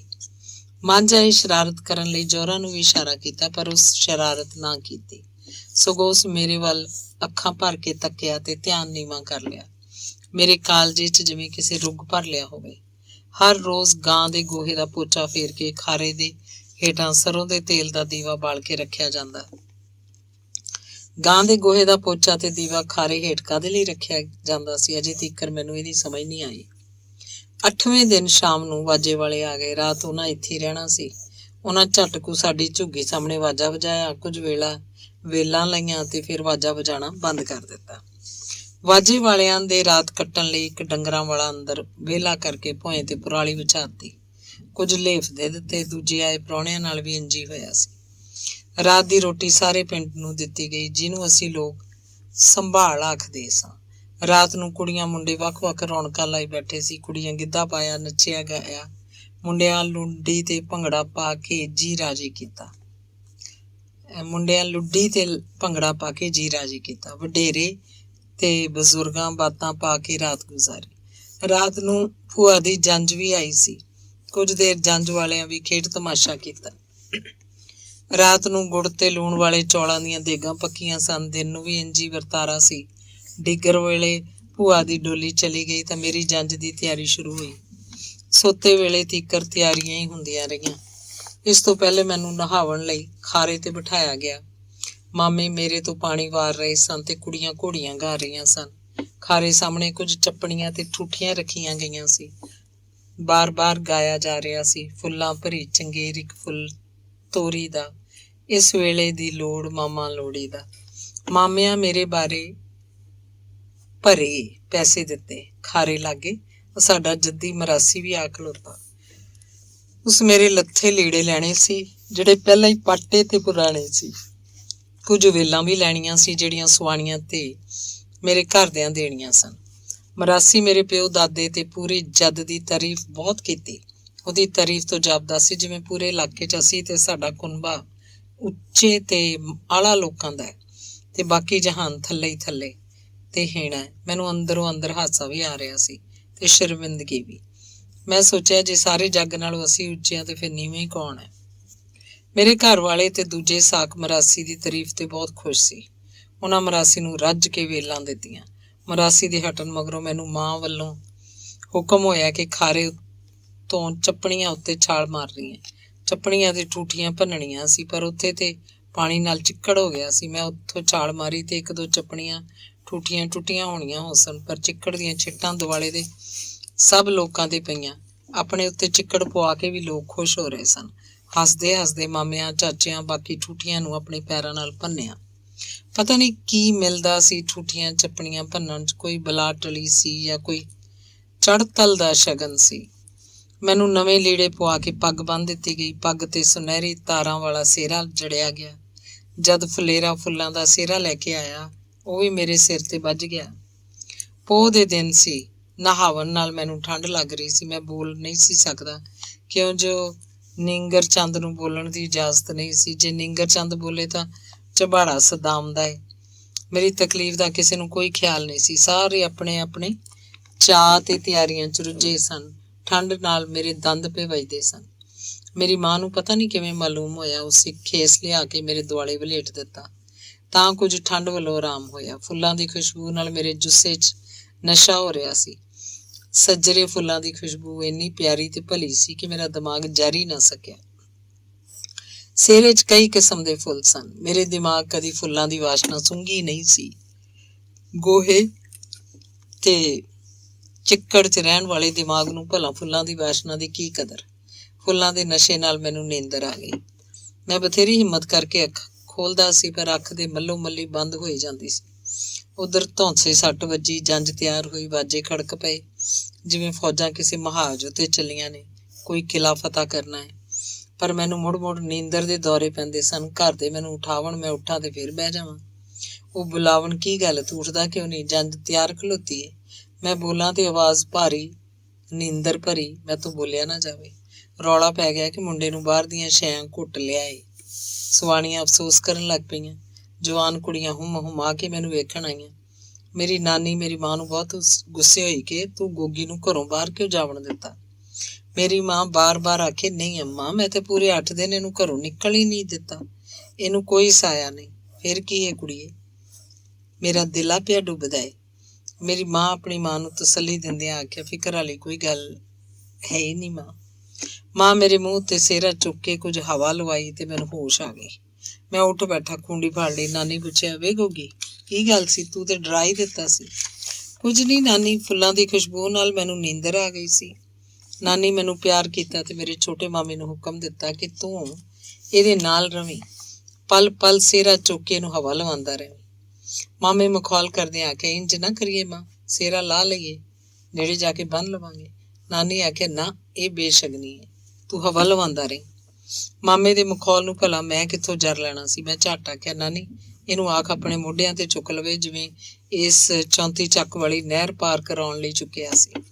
ਤੂੰ ਅਜੇ ਵੀ ਨਹੀਂ ਸ਼ਰਾਰਤ ਤੋਂ ਬਾਜ ਆਇਆ। ਮਾਮੇ ਮੇਰਾ ਮੋਢਾ ਫੜ ਕੇ ਘੁੱਟ ਕੇ ਆਖਿਆ, ਸ਼ਰਮ ਕਰ, ਵੱਡਾ ਏ ਤੂੰ। ਮੈਂ ਬਚਪਨ ਵਾਲੀ ਸ਼ਿਕਾਇਤ ਲਾਈ, ਨਾਨੀ ਮਾਰਦਾ ਈ। ਨਾਨੀ ਖੁਸ਼ ਹੋ ਕੇ ਮੈਨੂੰ ਜੱਫੇ 'ਚ ਲੈ ਕੇ ਪਿਆਰ ਕਰਦਿਆਂ ਆਖਿਆ, ਕਿੰਨਾ ਪਿਆਰ ਏ ਮਾਮੇ ਭਣੇਵੇਂ ਦਾ, ਰੱਬ ਹਯਾਤੀ ਦੇਵੇ। ਜੰਝ ਟੁਰ ਪਈ। ਨੇੜੇ ਹੀ ਜਾਣਾ ਸੀ। ਪੈਦਲ ਹੀ ਮੇਰੀ ਜੰਝ ਰਵਾਨਾ ਹੋਈ। ਮੇਰੇ ਵਿਆਹ ਉੱਤੇ ਪਿਓ ਦਾ ਖਰਚਾ ਬਹੁਤ ਹੋ ਰਿਹਾ ਸੀ। ਸਾਡੇ ਕੁਨਬੇ ਵਿੱਚ ਪਹਿਲਾ ਵਿਆਹ ਸੀ। ਵੱਡਾ ਪੁੱਤਰ ਸਾਂ ਆਪਣੇ ਮਾਪਿਆਂ ਦਾ। ਪਿਓ ਕੁਝ ਤੇ ਡੰਗਰ ਵੇਚੇ, ਕੁਝ ਜ਼ਿਮੀਂਦਾਰਾਂ ਕੋਲੋਂ ਕਰਜ਼ਾ ਵੀ ਲਿਆ ਹੋਣਾ ਹੈ।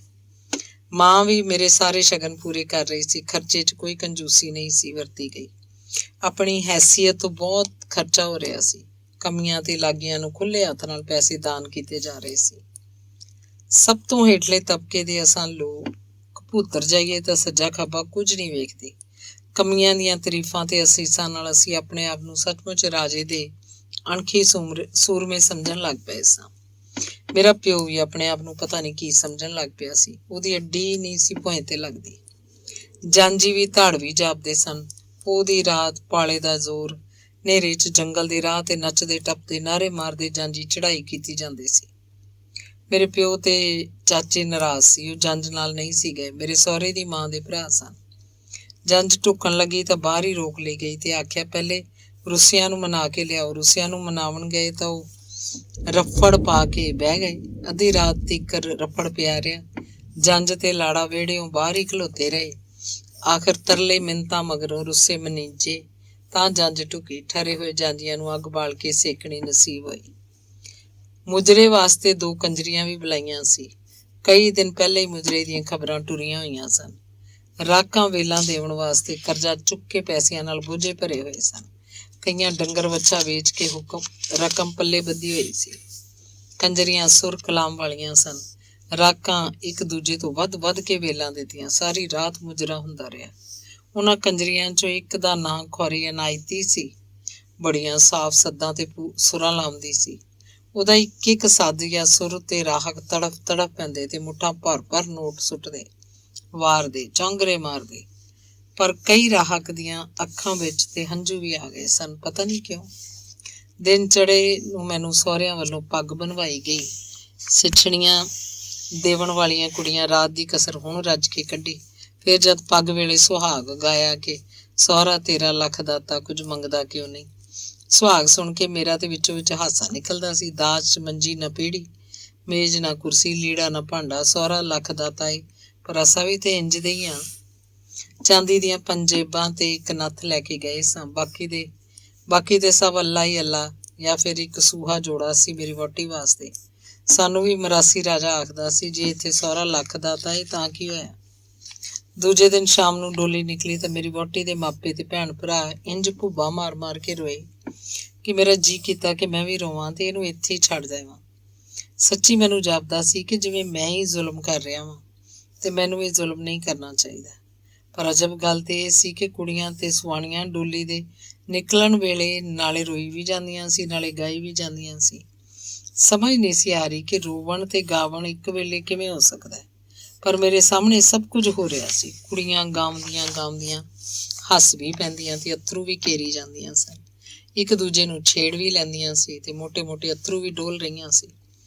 ਚਲੋ, ਰੋਣਾ ਗਾਵਣਾ ਤੇ ਹੋਇਆ, ਪਰ ਹਾਸਾ ਮਖੌਲ ਠੱਠਾ ਵੀ ਵਿੱਚ ਹੀ ਇੱਕੋ ਵੇਲੇ ਇੱਕੋ ਸੁਰ 'ਚ ਕਮਾਲ ਸੀ। ਡੋਲੀ ਸਾਡੇ ਘਰ ਆ ਗਈ। ਕੁੜੀਆਂ ਤੇ ਸੁਆਣੀਆਂ ਥੱਕਲਿਆਂ ਵਾਂਗ ਆਣ ਢੁੱਕੀਆਂ। ਡੋਲੀ ਦੁਆਲੇ ਗੀਤ ਗਾਏ।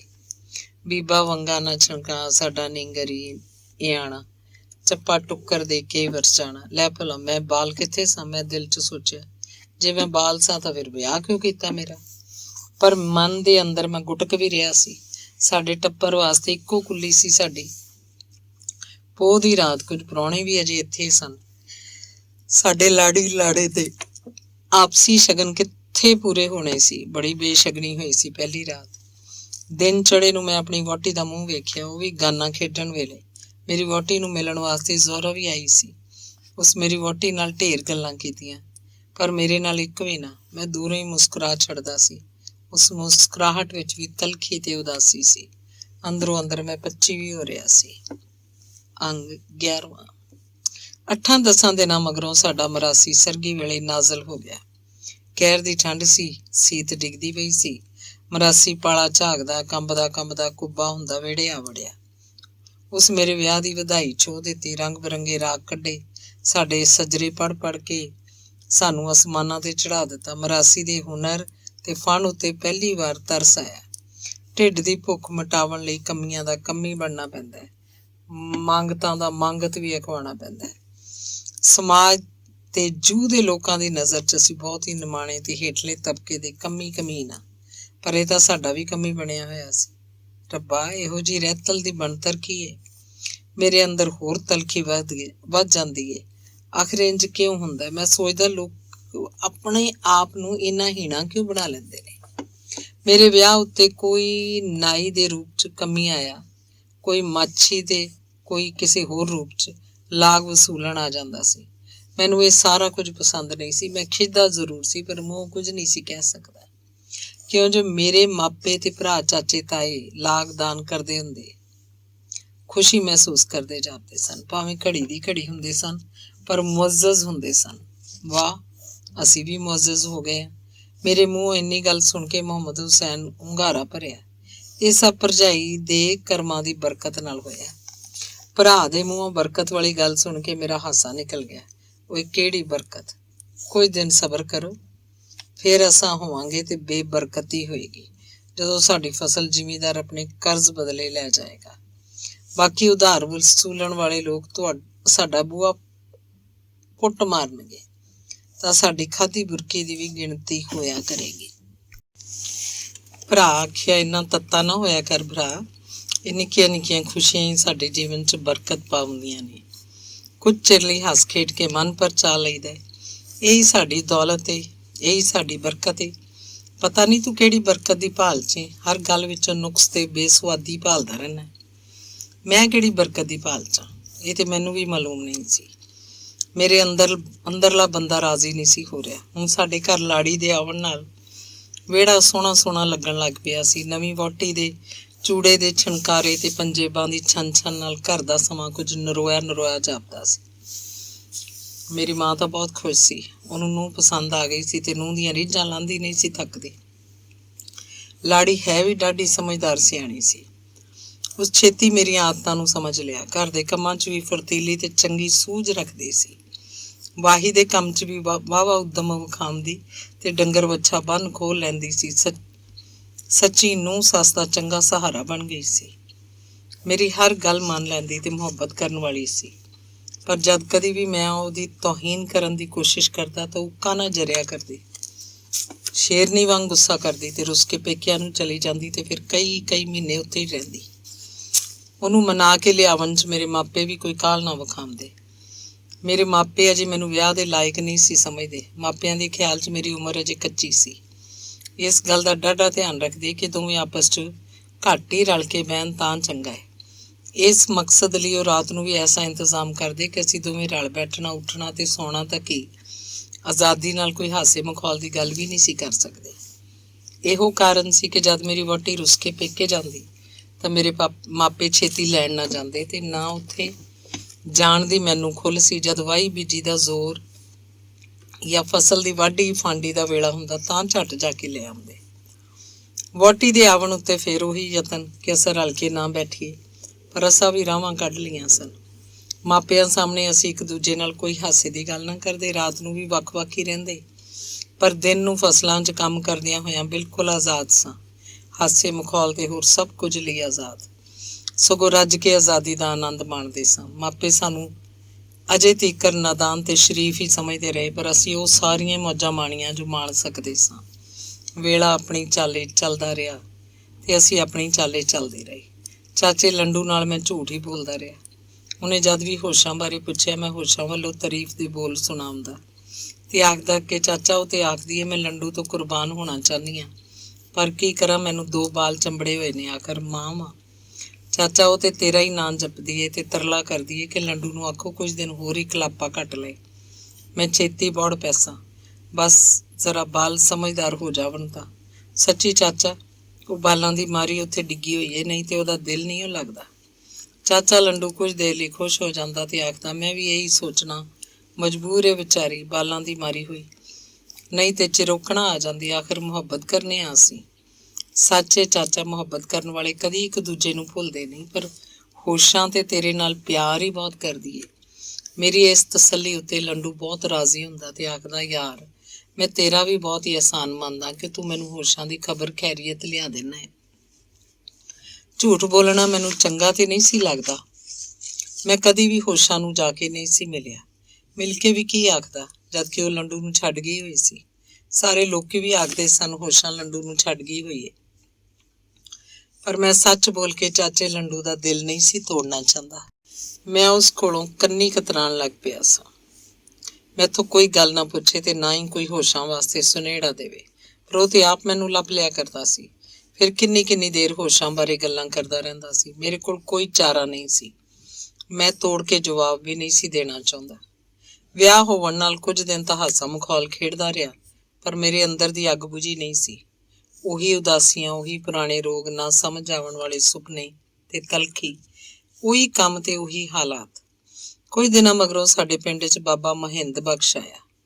ਉਹ ਕਿਸੇ ਦੂਰ ਦੇ ਪਿੰਡ ਦਾ ਰਹਿਣ ਵਾਲਾ ਸੀ। ਇੱਥੇ ਉਹਦੇ ਕੁਝ ਜਾਣੂ ਲੋਕ ਰਹਿੰਦੇ ਸੀ। ਉਸ ਇੱਥੇ ਆ ਕੇ ਹੱਟੀ ਪਾ ਲਈ। ਮਾੜੀ ਮੋਟੀ ਹਿਕਮਤ ਵੀ ਜਾਣਦਾ ਸੀ ਤੇ ਦਮ ਦਰੂਦ ਵੀ ਕਰਦਾ। ਬਾਲਾਂ ਨੂੰ ਕੁਰਾਨ ਸ਼ਰੀਫ ਤੇ ਅਰਬੀ ਵੀ ਪੜ੍ਹਾਉਣ ਲੱਗ ਪਿਆ। ਦਾਨਾ ਤੇ ਸ਼ਰੀਫ ਇਨਸਾਨ ਸੀ। ਉਹਦੀਆਂ ਗੱਲਾਂ 'ਚੋਂ ਮੁਹੱਬਤ, ਉਣਸ ਤੇ ਸੱਚਾਈ ਫੁੱਟਦੀ ਜਾਪਦੀ ਸੀ। ਪਰ ਹਰ ਇੱਕ ਨੂੰ ਬੜੇ ਖਲੂਸ ਤੇ ਪਿਆਰ ਨਾਲ ਮਿਲਦਾ ਸੀ। ਉਹਦੀ ਆਵਾਜ਼ ਬੜੀ ਸੁਰੀਲੀ ਤੇ ਸੋਜ਼ ਵਾਲੀ ਸੀ। ਲੋਕਾਂ ਦੇ ਕੰਮ ਆਉਣ ਵਾਲੀ ਤਬੀਅਤ ਤੇ ਸੁਭਾਅ ਸੀ ਉਹਦਾ। ਦਰਵੇਸ਼ ਕਿਸਮ ਦਾ ਰਹਿਣਾ ਬਹਿਣਾ ਉਹਨੂੰ ਪਸੰਦ ਸੀ। ਬਾਲਾਂ ਨੂੰ ਪੜ੍ਹਾਉਣ ਵੇਲੇ ਉਹ ਹੱਟੀ ਬੰਦ ਕਰ ਦਿੰਦਾ ਸੀ ਤੇ ਹੱਟੀ ਦੇ ਅੱਗੇ ਬਣੇ ਹੋਏ ਥੜੇ ਤੇ ਸੱਪ ਵਿਛਾ ਕੇ ਪੜ੍ਹਾਉਣ ਲੱਗ ਪੈਂਦਾ। ਮੈਨੂੰ ਜਦ ਵੀ ਕੋਈ ਵੇਲਾ ਮਿਲਦਾ ਤਾਂ ਥੜੇ ਤੇ ਜਾ ਬੈਠਦਾ ਸਾਂ। ਬਾਬਾ ਜੀ ਦੀਆਂ ਗੱਲਾਂ ਸੁਣਦਾ, ਸੋਚਦਾ, ਚਿੱਥਦਾ। ਇੱਥੋਂ ਸਾਹਮਣੇ ਜ਼ੋਰਾ ਦਾ ਘਰ ਸਾਫ਼ ਨਜ਼ਰ ਆਉਂਦਾ ਸੀ। ਮੇਰੀ ਤਾੜੀ ਉੱਧਰ ਹੀ ਲੱਗੀ ਰਹਿੰਦੀ ਸੀ। ਬਾਬਾ ਜੀ ਸ਼ਰੀਅਤ ਦੀ ਗੱਲ ਵੀ ਮੌਲਵੀਆਂ ਵਾਂਗ ਨਹੀਂ ਸੀ ਕਰਦੇ। ਨਰਮ ਤੇ ਸਵਾਦੀ ਗੱਲਾਂ ਬਹੁਤ ਹੀ ਮਨ ਭਾਉਂਦੀਆਂ ਸਨ। ਸਗੋਂ ਤੇ ਮੌਲਵੀ ਦੀ ਨਿੰਦਿਆ ਕਰਿਆ ਕਰਦਾ ਸੀ। ਮੌਲਵੀ ਵਿਰੁੱਧ ਕਈ ਲਤੀਫੇ ਯਾਦ ਸਨ ਉਹਨੂੰ। ਸਵਾਦਲੀਆਂ ਗੱਲਾਂ ਸੁਣਨ ਲਈ ਮੈਂ ਕਾਫੀ ਦੇਰ ਉੱਥੇ ਥੜੇ ਉੱਤੇ ਜਾਂ ਹੱਟੀ ਦੇ ਅੰਦਰ ਬੈਠਾ ਰਹਿੰਦਾ ਸਾਂ। ਗੱਲਾਂ 'ਚ ਮਾਲੂਮ ਹੋਇਆ ਕਿ ਬਾਬਾ ਮਹਿੰਦ ਬਖਸ਼ ਜਵਾਨੀ ਵੇਲੇ ਰਾਸਧਾਰੀਆਂ ਨਾਲ ਵੀ ਕੰਮ ਕੀਤਾ ਕਰਦਾ ਸੀ। ਸੰਗ ਨਾਲ ਰਲ ਕੇ ਸਾਂਗ ਵੀ ਬਣਾਇਆ ਕਰਦੇ ਸਨ। ਗਾਣਾ ਤੇ ਕਈ ਸਾਜ਼ ਵੀ ਵਜਾਉਣੇ ਆਉਂਦੇ ਸਨ। ਮੈਨੂੰ ਵੰਜਲੀ ਵਜਾਉਣੀ ਤੇ ਆਉਂਦੀ ਸੀ, ਪਰ ਚੱਜ ਦੀ ਨਹੀਂ ਸੀ ਵੱਜਦੀ। ਮੈਨੂੰ ਕੋਈ ਹੋਰ ਸਾਜ਼ ਵਜਾਉਣ ਦੀ ਅਟਕਲ ਹੋਈ ਤੇ ਮੈਂ ਕਿਸੇ ਸਾਜ਼ ਬਾਰੇ ਗੱਲ ਕੀਤੀ। ਆਪਣੀ ਰੀਝ ਦੱਸਦਿਆਂ ਆਖਿਆ, ਬਾਬਾ ਜੀ ਮੈਨੂੰ ਵੀ ਕੋਈ ਸਾਜ਼ ਵਜਾਉਣਾ ਆ ਜਾਏ ਤੇ ਚੰਗੀ ਗੱਲ ਏ। ਪਹਿਲੇ ਤੇ ਉਹਨਾਂ ਇਨਕਾਰ ਕੀਤਾ, ਫਿਰ ਮੇਰੇ ਰੋਜ਼ ਦੇ ਆਖਣ ਤੇ ਬੈਂਜੋ ਵਜਾਉਣੀ ਸਿਖਾਉਣ ਦੀ ਹਾਮੀ ਭਰ ਲਈ। ਬੈਂਜੋ ਖਰੀਦਣ ਲਈ ਪੈਸਿਆਂ ਦੀ ਲੋੜ ਸੀ, ਪਰ ਸਾਡੇ ਕਿਸੇ ਕੋਲ ਵੀ ਪੈਸਾ ਨਹੀਂ ਸੀ। ਬਾਜ਼ਾਰ 'ਚੋਂ ਮਾਲੂਮ ਕਰਾਉਣ ਤੇ ਮਾਲੂਮ ਹੋਇਆ ਕਿ ਚੰਗੀ ਬੈਂਜੋ ਦਾ ਮੁੱਲ 17-18 ਰੁਪਏ ਹੈ। ਕੋਈ ਸਾਜ਼ ਵਜਾਉਣ ਸਿੱਖਣ ਦਾ ਸ਼ੌਕ ਕਿੰਨੇ ਦਿਨ ਮੈਨੂੰ ਪਰੇਸ਼ਾਨ ਕਰਦਾ ਰਿਹਾ ਸੀ ਕਿ ਇੰਨੇ ਪੈਸੇ ਕਿੱਥੋਂ ਲਿਆਵਾਂ। ਕੋਈ ਰਾਹ ਨਜ਼ਰ ਨਹੀਂ ਸੀ ਆ ਰਹੀ। ਕਈ ਦਿਨ ਹੱਟੀ ਦੇ ਥੜੇ ਤੇ ਨਹੀਂ ਸੀ ਚੜਿਆ। ਇੱਕ ਦਿਨ ਬਾਬੇ ਮੈਨੂੰ ਬੁਲਾ ਕੇ ਆਖਿਆ, ਤੂੰ ਇੱਥੇ ਆਇਆ ਕਰ, ਐਵੇਂ ਦਿਲ ਨਾ ਛੱਡ। ਤੇਰੇ ਨਾਲ ਗੱਲਾਂ ਕਰਕੇ ਮੈਨੂੰ ਆਪਣਾ ਇਕਲਾਪਾ ਕੁਝ ਘਟ ਜਾਂਦਾ ਮਾਲੂਮ ਹੁੰਦਾ ਹੈ। ਬੈਂਜੋ ਖਰੀਦਣ ਦੇ ਵਾਸਤੇ ਮੈਂ ਕੁਝ ਪੈਸੇ ਇਕੱਠੇ ਕਰਨਾ ਵਾ ਤੇ ਕੁਝ ਤੂੰ ਕਰ ਲੈ। ਅੱਛਾ ਚੱਲ, 10 ਰੁਪਏ ਮੇਰੇ ਵੱਲੋਂ, 8 ਰੁਪਏ ਤੇਰੇ ਵੱਲੋਂ, ਬੈਂਜੋ ਵੀ ਤੇਰੀ ਹੋਈ। 8 ਰੁਪਏ ਇਕੱਠੇ ਕਰਨ ਲਈ ਮੈਨੂੰ ਗੱਡ ਦੀ ਕਮਾਈ 'ਚੋਂ ਬੇਈਮਾਨੀ ਕਰਨੀ ਪਈ ਸੀ। ਹੇਰਾ ਫੇਰੀ ਕਰਕੇ ਹਰ ਫੇਰੇ ਕੁਝ ਨਾ ਕੁਝ ਪੈਸੇ ਬਚਾਉਣ ਲੱਗ ਪਿਆ। 2.5-3 ਮਹੀਨੇ ਮਗਰੋਂ ਮੈਂ 8 ਰੁਪਏ ਜੋੜ ਹੀ ਲਏ। ਬੇਈਮਾਨੀ ਮੈਨੂੰ ਬੁਰੀ ਤਾਂ ਬਹੁਤ ਲੱਗਦੀ ਸੀ, ਪਰ ਸ਼ੌਕ ਅੱਗੇ ਸਭ ਕੁਝ ਹੀਣਾ ਲੱਗਿਆ। ਸ਼ੌਕ ਲਈ ਮੈਂ ਬੈਂਜੋ ਖਰੀਦਣੀ ਸੀ, ਉਹ ਖਰੀਦ ਲਈ। ਜਿਹੜੇ ਦਿਨ ਬਾਬਾ ਮਹਿੰਦ ਬਖਸ਼ ਬੈਂਜੋ ਖਰੀਦ ਕੇ ਲਿਆਇਆ, ਉਸ ਦਿਨ ਮੈਨੂੰ ਬੜਾ ਹੀ ਚਾਅ ਚੜਿਆ ਸੀ। ਬੈਂਜੋ ਦੀਆਂ ਤਾਰਾਂ ਵਿੱਚੋਂ ਖੌਰੇ ਮੇਰੀ ਰੂਹ ਬੋਲਦੀ ਸੀ। ਮੇਰੇ ਸਾਰੇ ਰੋਗ ਤਾਰਾਂ ਵਿੱਚੋਂ ਫਰਿਆਦ ਬਣ ਕੇ ਨਿਕਲਣ ਲੱਗ ਪਏ। ਰਾਤ ਨੂੰ ਚੋਰੀ ਮੈਂ ਬੈਂਜੋ ਵਜਾਉਣੀ ਸਿੱਖੀ ਸੀ, ਉਹ ਵੀ ਪਿੰਡੋਂ ਬਾਹਰ ਪੈਲੀਆਂ ਤੇ ਬੰਨਿਆਂ 'ਚ ਲੁਕ ਕੇ। ਜਿੰਨੀ ਕੁ ਜਾਚ ਬਾਬੇ ਮਹਿੰਦ ਬਖਸ਼ ਨੂੰ ਆਉਂਦੀ ਸੀ, ਉਸ ਮੈਨੂੰ ਸਿਖਾ ਦਿੱਤੀ। ਜਦ ਭਿੱਜੀ ਰਾਤ ਨੂੰ ਬਾਹਰ ਜੰਗਲ 'ਚ ਜਾ ਕੇ ਮੈਂ ਬੈਂਜੋ ਵਜਾਉਂਦਾ ਤਾਂ ਮੇਰੇ ਹੰਝੂ ਵੀ ਵਗ ਪੈਂਦੇ ਸਨ। ਬੈਂਜੋ ਤੇ ਮੇਰਾ ਹੱਥ ਵਿੱਚ ਖਿਡੌਣਾ ਸੀ। ਜਿਵੇਂ ਮੇਰਾ ਮਨ ਪਰਚਾਉਣ ਲਈ ਬੈਂਜੋ ਮੇਰਾ ਬੜਾ ਸਾਥ ਦਿੱਤਾ ਸੀ। ਮੈਂ ਖੁਸ਼ ਰਹਿੰਦਾ, ਬਹੁਤ ਖੁਸ਼।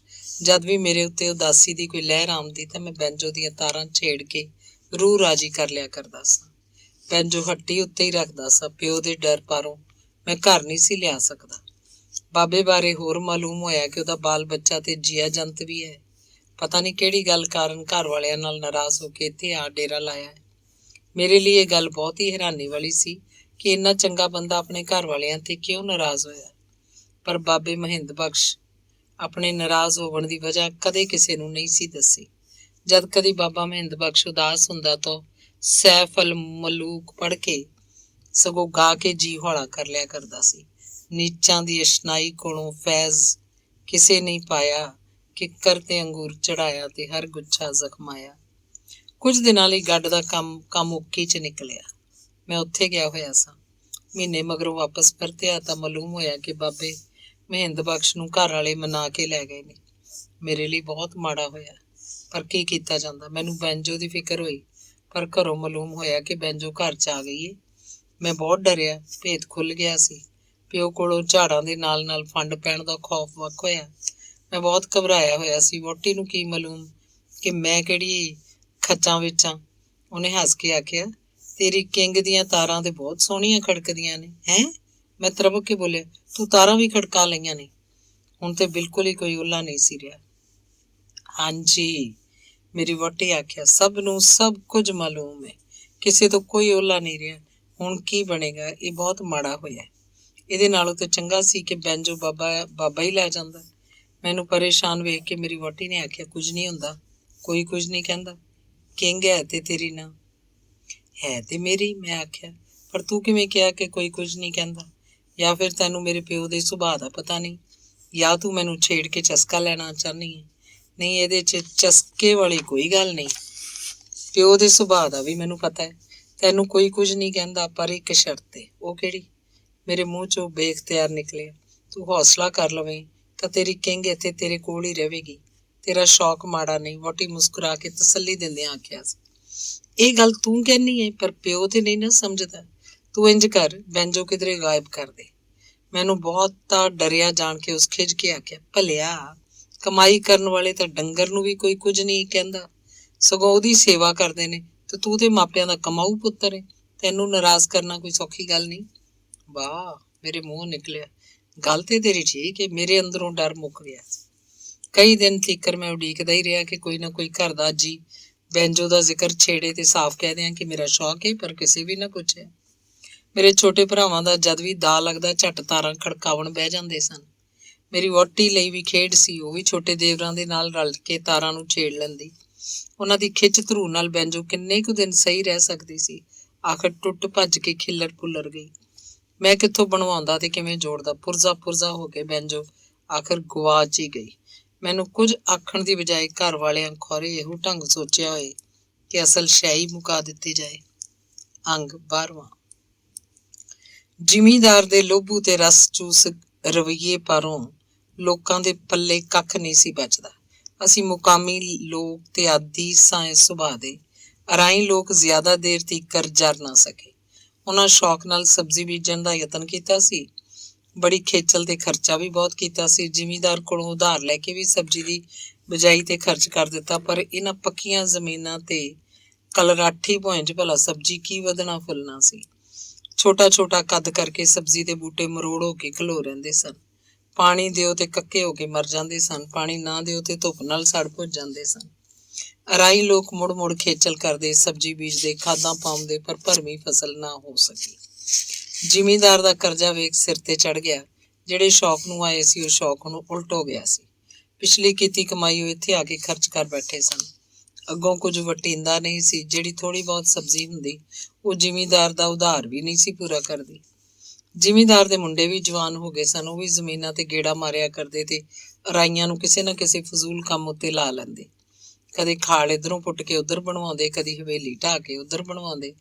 ਜ਼ਿਮੀਂਦਾਰ ਤੀਸਰੀ ਵਹੁਟੀ ਕੀਤੀ, ਜਿਹੜੀ ਸ਼ੇਖਾਂ ਦੀ ਧੀ ਸੀ, ਉਹ ਜ਼ਿਮੀਂਦਾਰ ਦੇ ਮੁਰੱਬਿਆਂ ਤੇ ਰੀਝ ਗਈ ਸੀ। ਉਹ ਵੀ ਜਦ ਕਦੇ ਮੁਰੱਬਿਆਂ ਦੀ ਸੈਰ ਨੂੰ ਆਉਂਦੀ ਤੇ ਕੋਈ ਆਪਣਾ ਵੱਖਰਾ ਹੁਕਮ ਦੇ ਜਾਂਦੇ। ਇੱਧਰ ਬਾਗ ਲਾਓ, ਇੱਥੇ ਸੜਕ ਬਣਾਓ, ਇੱਥੇ ਕਮਾਦ ਤੇ ਉੱਥੇ ਮੱਕੀ ਉਗਾਓ ਤੇ ਫੁੱਲ ਉਗਾਓ। ਇੰਝ ਰਾਖ ਸਭ ਦੇ ਹੁਕਮ ਦੇ ਗੋਲੇ ਬਣੇ ਹੋਏ ਸਨ। ਭਲਾ ਪੱਕੀਆਂ ਤੇ ਕਲਰਾਠੀਆਂ ਜ਼ਮੀਨਾਂ 'ਚ ਕਮਾਦ, ਮੱਕੀ ਤੇ ਸਬਜ਼ੀ ਕਿੱਥੇ ਉਗਣੀ ਸੀ? ਇੱਥੇ ਤੇ ਸਿਰਫ ਝੋਨਾ ਹੀ ਬੀਜਿਆ ਜਾ ਸਕਦਾ ਸੀ, ਜਾਂ ਕਿਧਰੇ ਕਿਧਰੇ ਕਣਕ ਤੇ ਜੌਂ ਉਗਦੇ ਸੀ। ਇਹੀ ਤੇ ਰਾਹ ਕਰ ਰਹੇ ਸਨ। ਸਬਜ਼ੀ ਦੇ ਸ਼ੌਕੀਨ ਜਿਹੜੇ ਆਏ ਸਨ ਉਹ ਆ ਕੇ ਪਛਤਾ ਰਹੇ ਸਨ। ਉੱਤੋਂ ਜ਼ਿਮੀਂਦਾਰ ਦੇ ਪੁੱਤਰਾਂ ਤੇ ਸ਼ੇਖਣੀ ਦੀਆਂ ਨਵੀਆਂ ਨਵੀਆਂ ਬੁੱਤੀਆਂ ਤੇ ਫਰਮਾਇਸ਼ਾਂ ਕੌਣ ਪੂਰਾ ਕਰੇ? ਰਾਕਾਂ ਦੇ ਡਰੇ ਡਰੇ ਸਹਿਮੇ ਸਹਿਮੇ ਭੁੱਖੇ ਨੰਗੇ ਬਾਲਾਂ ਨੂੰ ਵੇਖ ਕੇ ਸ਼ੇਖਣੀ ਮੂੰਹ ਵੱਟਦੀ ਤੇ ਪਰਾਂ ਪਰਾਂ ਰਹਿਣ ਲਈ ਆਖਦੀ। ਗੰਦੇ ਤੇ ਬਿਮਾਰ ਜੇ ਬਾਲ ਸ਼ਹਿਰ 'ਚ ਰਹਿਣ ਵਾਲੀ ਸ਼ੇਖਣੀ ਨੂੰ ਭਲਾ ਕਿੰਝ ਭਲੇ ਮਾਲੂਮ ਹੁੰਦੇ? ਗੁਆਚੀ ਗੁਆਚੀ ਰੂਹ ਤੇ ਬੁਝੇ ਬੁਝੇ ਨੈਣਾਂ ਵਾਲੀਆਂ ਮੁਟਿਆਰਾਂ, ਖਾਲੀ ਖਾਲੀ ਉਦਾਸ ਅੱਖਾਂ ਵਾਲੀਆਂ ਸੁਆਣੀਆਂ, ਤਰਲੇ ਪਾਉਂਦੇ ਵਿੱਚ ਵਿੱਚ ਜਾਵਣ ਵਾਲੇ ਰਾਹ ਭਲਾ ਖਾਂਦੀ ਪੀਂਦੀ ਸ਼ੇਖਣੀ ਨੂੰ ਕਿੱਥੇ ਚੰਗੇ ਲੱਗਣੇ ਸਨ। ਪਰ ਜ਼ਿਮੀਂਦਾਰ ਦੇ ਪੁੱਤਰ ਰਾਕਾਂ ਨੂੰ ਆਪਣਾ ਗੁਲਾਮ ਸਮਝਦੇ ਸਨ ਤੇ ਉਂਝ ਹੀ ਸਲੂਕ ਕਰਦੇ ਸਨ। ਸ਼ੇਖਣੀ ਨਾਲ ਵਿਆਹ ਮਗਰੋਂ ਜ਼ਿਮੀਂਦਾਰ ਹੋਰ ਵੀ ਲੋਭੂ ਹੋ ਗਿਆ ਸੀ। ਛੋਟੀ ਛੋਟੀ ਗਲਤੀ ਤੇ ਭੁੱਲ ਉੱਤੇ ਵੀ ਰਾਕਾਂ ਕੋਲੋਂ ਸਜ਼ਾ ਦੇ ਬਹਾਨੇ ਜੋ ਕੁਝ ਲੱਭਦਾ ਖੋਹ ਲਿਆ ਕਰਦਾ ਸੀ। ਕਾਕੂ ਲੰਗਾ ਜਿਹੜਾ ਹਰ ਵੇਲੇ ਰਾਕਾਂ ਦੀਆਂ ਗਲਤੀਆਂ ਤੇ ਭੁੱਲਾਂ ਦੀ ਭਾਲ 'ਚ ਰਹਿੰਦਾ ਸੀ, ਕੋਈ ਨਾ ਕੋਈ ਗਲਤੀ ਲੱਭ ਹੀ ਲੈਂਦਾ ਤੇ ਸ਼ਿਕਾਇਤਾਂ ਕਰ ਕਰਕੇ ਜ਼ਿਮੀਂਦਾਰ ਦੇ ਕੰਨ ਭਰਦਾ ਰਹਿੰਦਾ। ਕੰਨ ਤੇ ਜ਼ਿਮੀਂਦਾਰ ਦੇ ਹੀ ਭਰੇ ਰਹਿੰਦੇ ਸਨ, ਪਰ ਉਹਦਾ ਢਿੱਡ ਨਹੀਂ ਸੀ ਭਰਦਾ। ਇੱਕ ਰਾਹਕ ਸਰਾਜ ਦੇਣ ਨੂੰ ਸਜ਼ਾ ਲਈ ਆਪਣੀ ਸਾਰੀ ਫਸਲ ਤੋਂ ਵੱਖ ਹੋਣਾ ਪਿਆ ਸੀ। ਗੱਲ ਵੀ ਛੋਟੀ ਜਿਹੀ ਸੀ, ਸਗੋਂ ਹੈ ਹੀ ਨਹੀਂ ਸੀ। ਚੇਤਰ ਦੇ ਦਿਨ ਸਨ, ਛੋਲੇ ਤੇ ਜੌਂ ਪੱਕਣ ਤੇ ਆ ਗਏ ਸੀ, ਕਣਕਾਂ ਜੇ ਹਰੀਆਂ ਹੀ ਸੀ। ਸਰਾਜਦੀਨ ਦੇ ਬਾਲਾਂ ਥੱਬਾ ਕੁ ਜੌਂ ਵੱਢ ਲਿਆਂਦੇ, ਜੌਂ ਭੁੰਨ ਬਣਾ ਕੇ ਪੀਸ ਕੇ ਉਹਨਾਂ ਸੱਤੂ ਬਣਾ ਲਏ। ਜ਼ਿਮੀਂਦਾਰੀ 'ਚ ਚੇਤਰ ਉਂਝ ਵੀ 13ਵਾਂ ਮਹੀਨਾ ਹੁੰਦਾ ਕਿ ਉਹ ਜੋ ਪਿਛਲੀ ਫਸਲ ਦੇ ਸਾਂਭੇ ਦਾਣੇ ਮੁੱਕ ਜਾਂਦੇ ਨੇ ਤੇ ਅਗਲੀ ਫਸਲ ਅਜੇ ਚੰਗੀ ਤਰ੍ਹਾਂ ਤਿਆਰ ਨਹੀਂ ਹੁੰਦੀ। ਇਸ ਲਿਹਾਜ਼ ਨਾਲ ਚੇਤਰ ਕਾਲ ਦਾ ਮਹੀਨਾ ਹੁੰਦਾ ਹੈ। ਵਾਹੀਵਾਨ ਇਸ ਮਹੀਨੇ ਜੌਂ ਡੱਡੇ ਉੱਤੇ ਗੁਜ਼ਾਰਾ ਕਰਦੇ ਨੇ। ਸਾਰੇ ਰਾਹ ਕੇ ਇੰਜ ਕਰਦੇ ਸਨ, ਪਰ ਚੱਜ ਨਾਲ, ਅੱਖ ਬਚਾ ਕੇ, ਪਰਦੇ ਨਾਲ। ਸਰਾਜਦੀਨ ਦੇ ਬਾਲਾਂ ਨੂੰ ਚੱਜ ਨਾ ਆਇਆ। ਉਹਨਾਂ ਦੀ ਆਪਣੀ ਵਾਹੀ ਦੇ ਚੌਂ ਸਨ। ਚੰਗੀ ਫਸਲ ਉੱਗੀ ਹੋਵੇ ਤੇ ਫਿਰ ਉੱਤੇ ਅੰਨ ਵੀ ਚੰਗਾ ਆਇਆ ਹੋਵੇ, ਵਾਹੀਵਾਨ ਨੂੰ ਵੇਖ ਵੇਖ ਕੇ ਚਾਹ ਚੜ੍ਹਦੇ ਨੇ। ਸੋਹਣੀ ਫਸਲ ਪੱਕੀ ਵੇਖੀ, ਘਰ 'ਚ ਅਨਾਜ ਦੀ ਘਾਟ ਸੀ। ਸਰਾਜਦੀਨ ਦੇ ਬਾਲ ਥੱਬਾ ਕੁ ਜੌਂ ਵੱਢ ਲਿਆਏ। ਕਾਕੂ ਲੰਗੇ ਨੂੰ ਮਾਲੂਮ ਹੋਇਆ ਤਾਂ ਉਸ ਜ਼ਿਮੀਂਦਾਰ ਨੂੰ ਜਾ ਦੱਸਿਆ। ਜ਼ਿਮੀਂਦਾਰ ਹਲਕਾਏ ਕੁੱਤੇ ਵਾਂਗ ਪਹਿਲੀ ਬਹਾਨੇ ਭਾਲਦਾ ਸੀ। ਹਰ ਹਿੱਲਦੀ ਜੁਲਦੀ ਸ਼ੈ ਨੂੰ ਚੱਕ ਵੱਢਣ ਲਈ ਤਿਆਰ ਸੀ। ਉਸ ਸਰਾਜਦੀਨ ਨੂੰ ਵੀ ਸੱਦ ਲਿਆ ਤੇ ਹੋਰ ਰਾਕਾਂ ਨੂੰ ਵੀ। ਕਈ ਤਮਾਸ਼ਾ ਵੇਖਣ ਵਾਲੇ ਤੇ ਕਈ ਅੰਦਰੋਂ ਅੰਦਰ ਅਫਸੋਸ ਕਰਨ ਵਾਲੇ ਜ਼ਿਮੀਂਦਾਰ ਦੇ ਸਾਹਮਣੇ ਪੇਸ਼ ਹੋਏ। ਸਰਾਜਦੀਨ ਨੂੰ ਚੋਰਾਂ ਵਾਂਗ ਸਾਹਮਣੇ ਖਿਲਾਰ ਕੇ ਆਖਿਆ, ਹਾਂ ਬਈ ਸਰਾਜੀ, ਜੌਆਂ ਦੀ ਕੀ ਗੱਲ ਹੈ? ਜੀ ਹਾਜੀ ਸਾਹਿਬ, ਜਿਹੜੇ ਕਿਹੜੇ ਜੌਂ? ਸਰਾਜਦੀਨ ਦੀ ਆਵਾਜ਼ ਕੰਬ ਰਹੀ ਸੀ। ਜਿਹੜੇ ਤੂੰ ਵੱਢ ਲਿਆਏ। ਸੁਣਿਆ ਤੂੰ ਸਾੜ ਬਾਲ ਕੇ ਪੀਸ ਕੇ ਖੋਜ ਖੁਰਾ ਮਿਟਾ ਦਿੱਤਾ ਹੈ। ਹਾਂਜੀ, ਘਰ 'ਚ ਕੁਝ ਖਾਵਣ ਨੂੰ ਨਹੀਂ ਸੀ।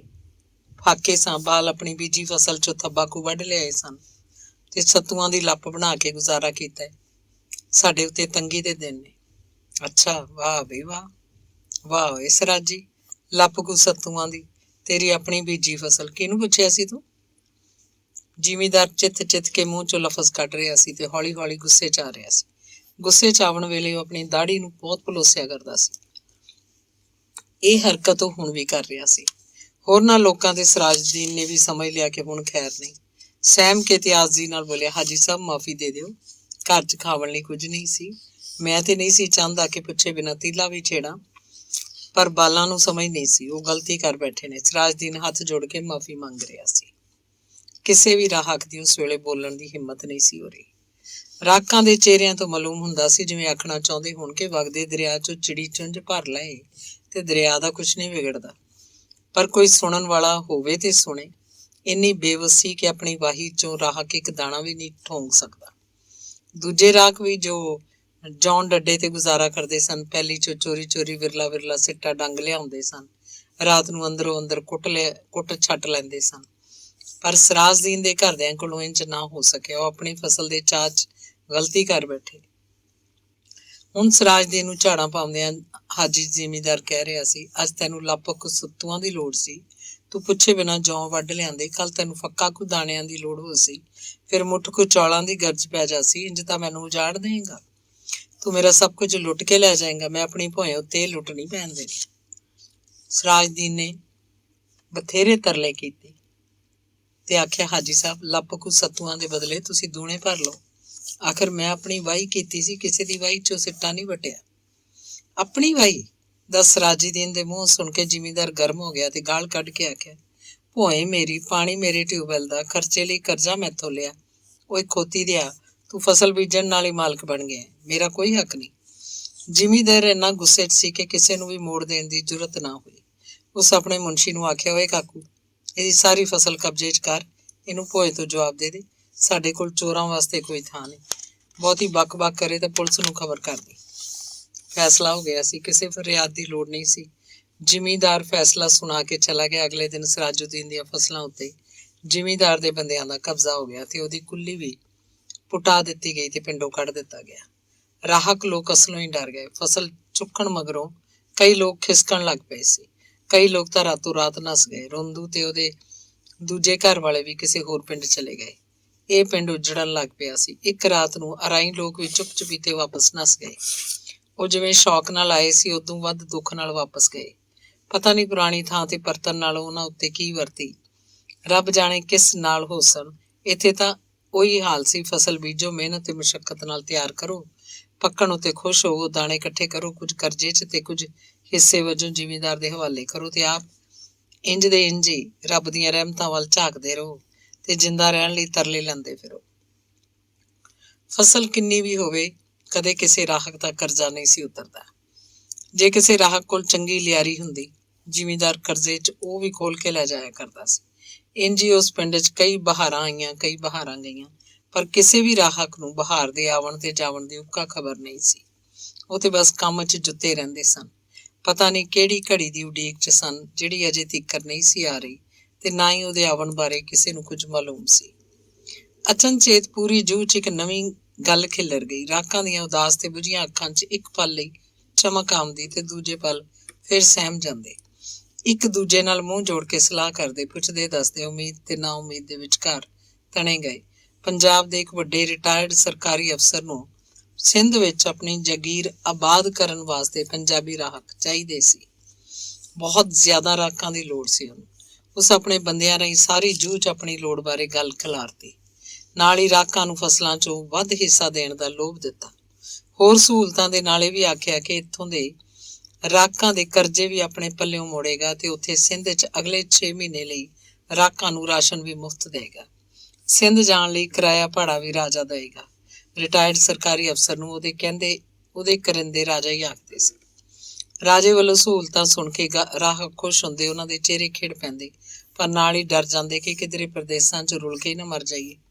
ਰਾਜਾ ਆਪਣੀ ਗੱਲ ਤੋਂ ਮੁੱਕਰ ਹੀ ਨਾ ਜਾਏ। ਇਸੇ ਗੱਲ ਪਾਰੋਂ ਰਾਹਕ ਕਦੀ ਦਿਲ ਕੱਢਦੇ, ਕਦੀ ਦੜ ਵੱਟ ਲੈਂਦੇ। ਸਿੰਧ ਜਾਵਣ ਲਈ ਤਾਇਆ ਤਾਂ ਬਹੁਤਾ ਕਾਹਲੀ ਵਿਖਾ ਰਿਹਾ ਸੀ।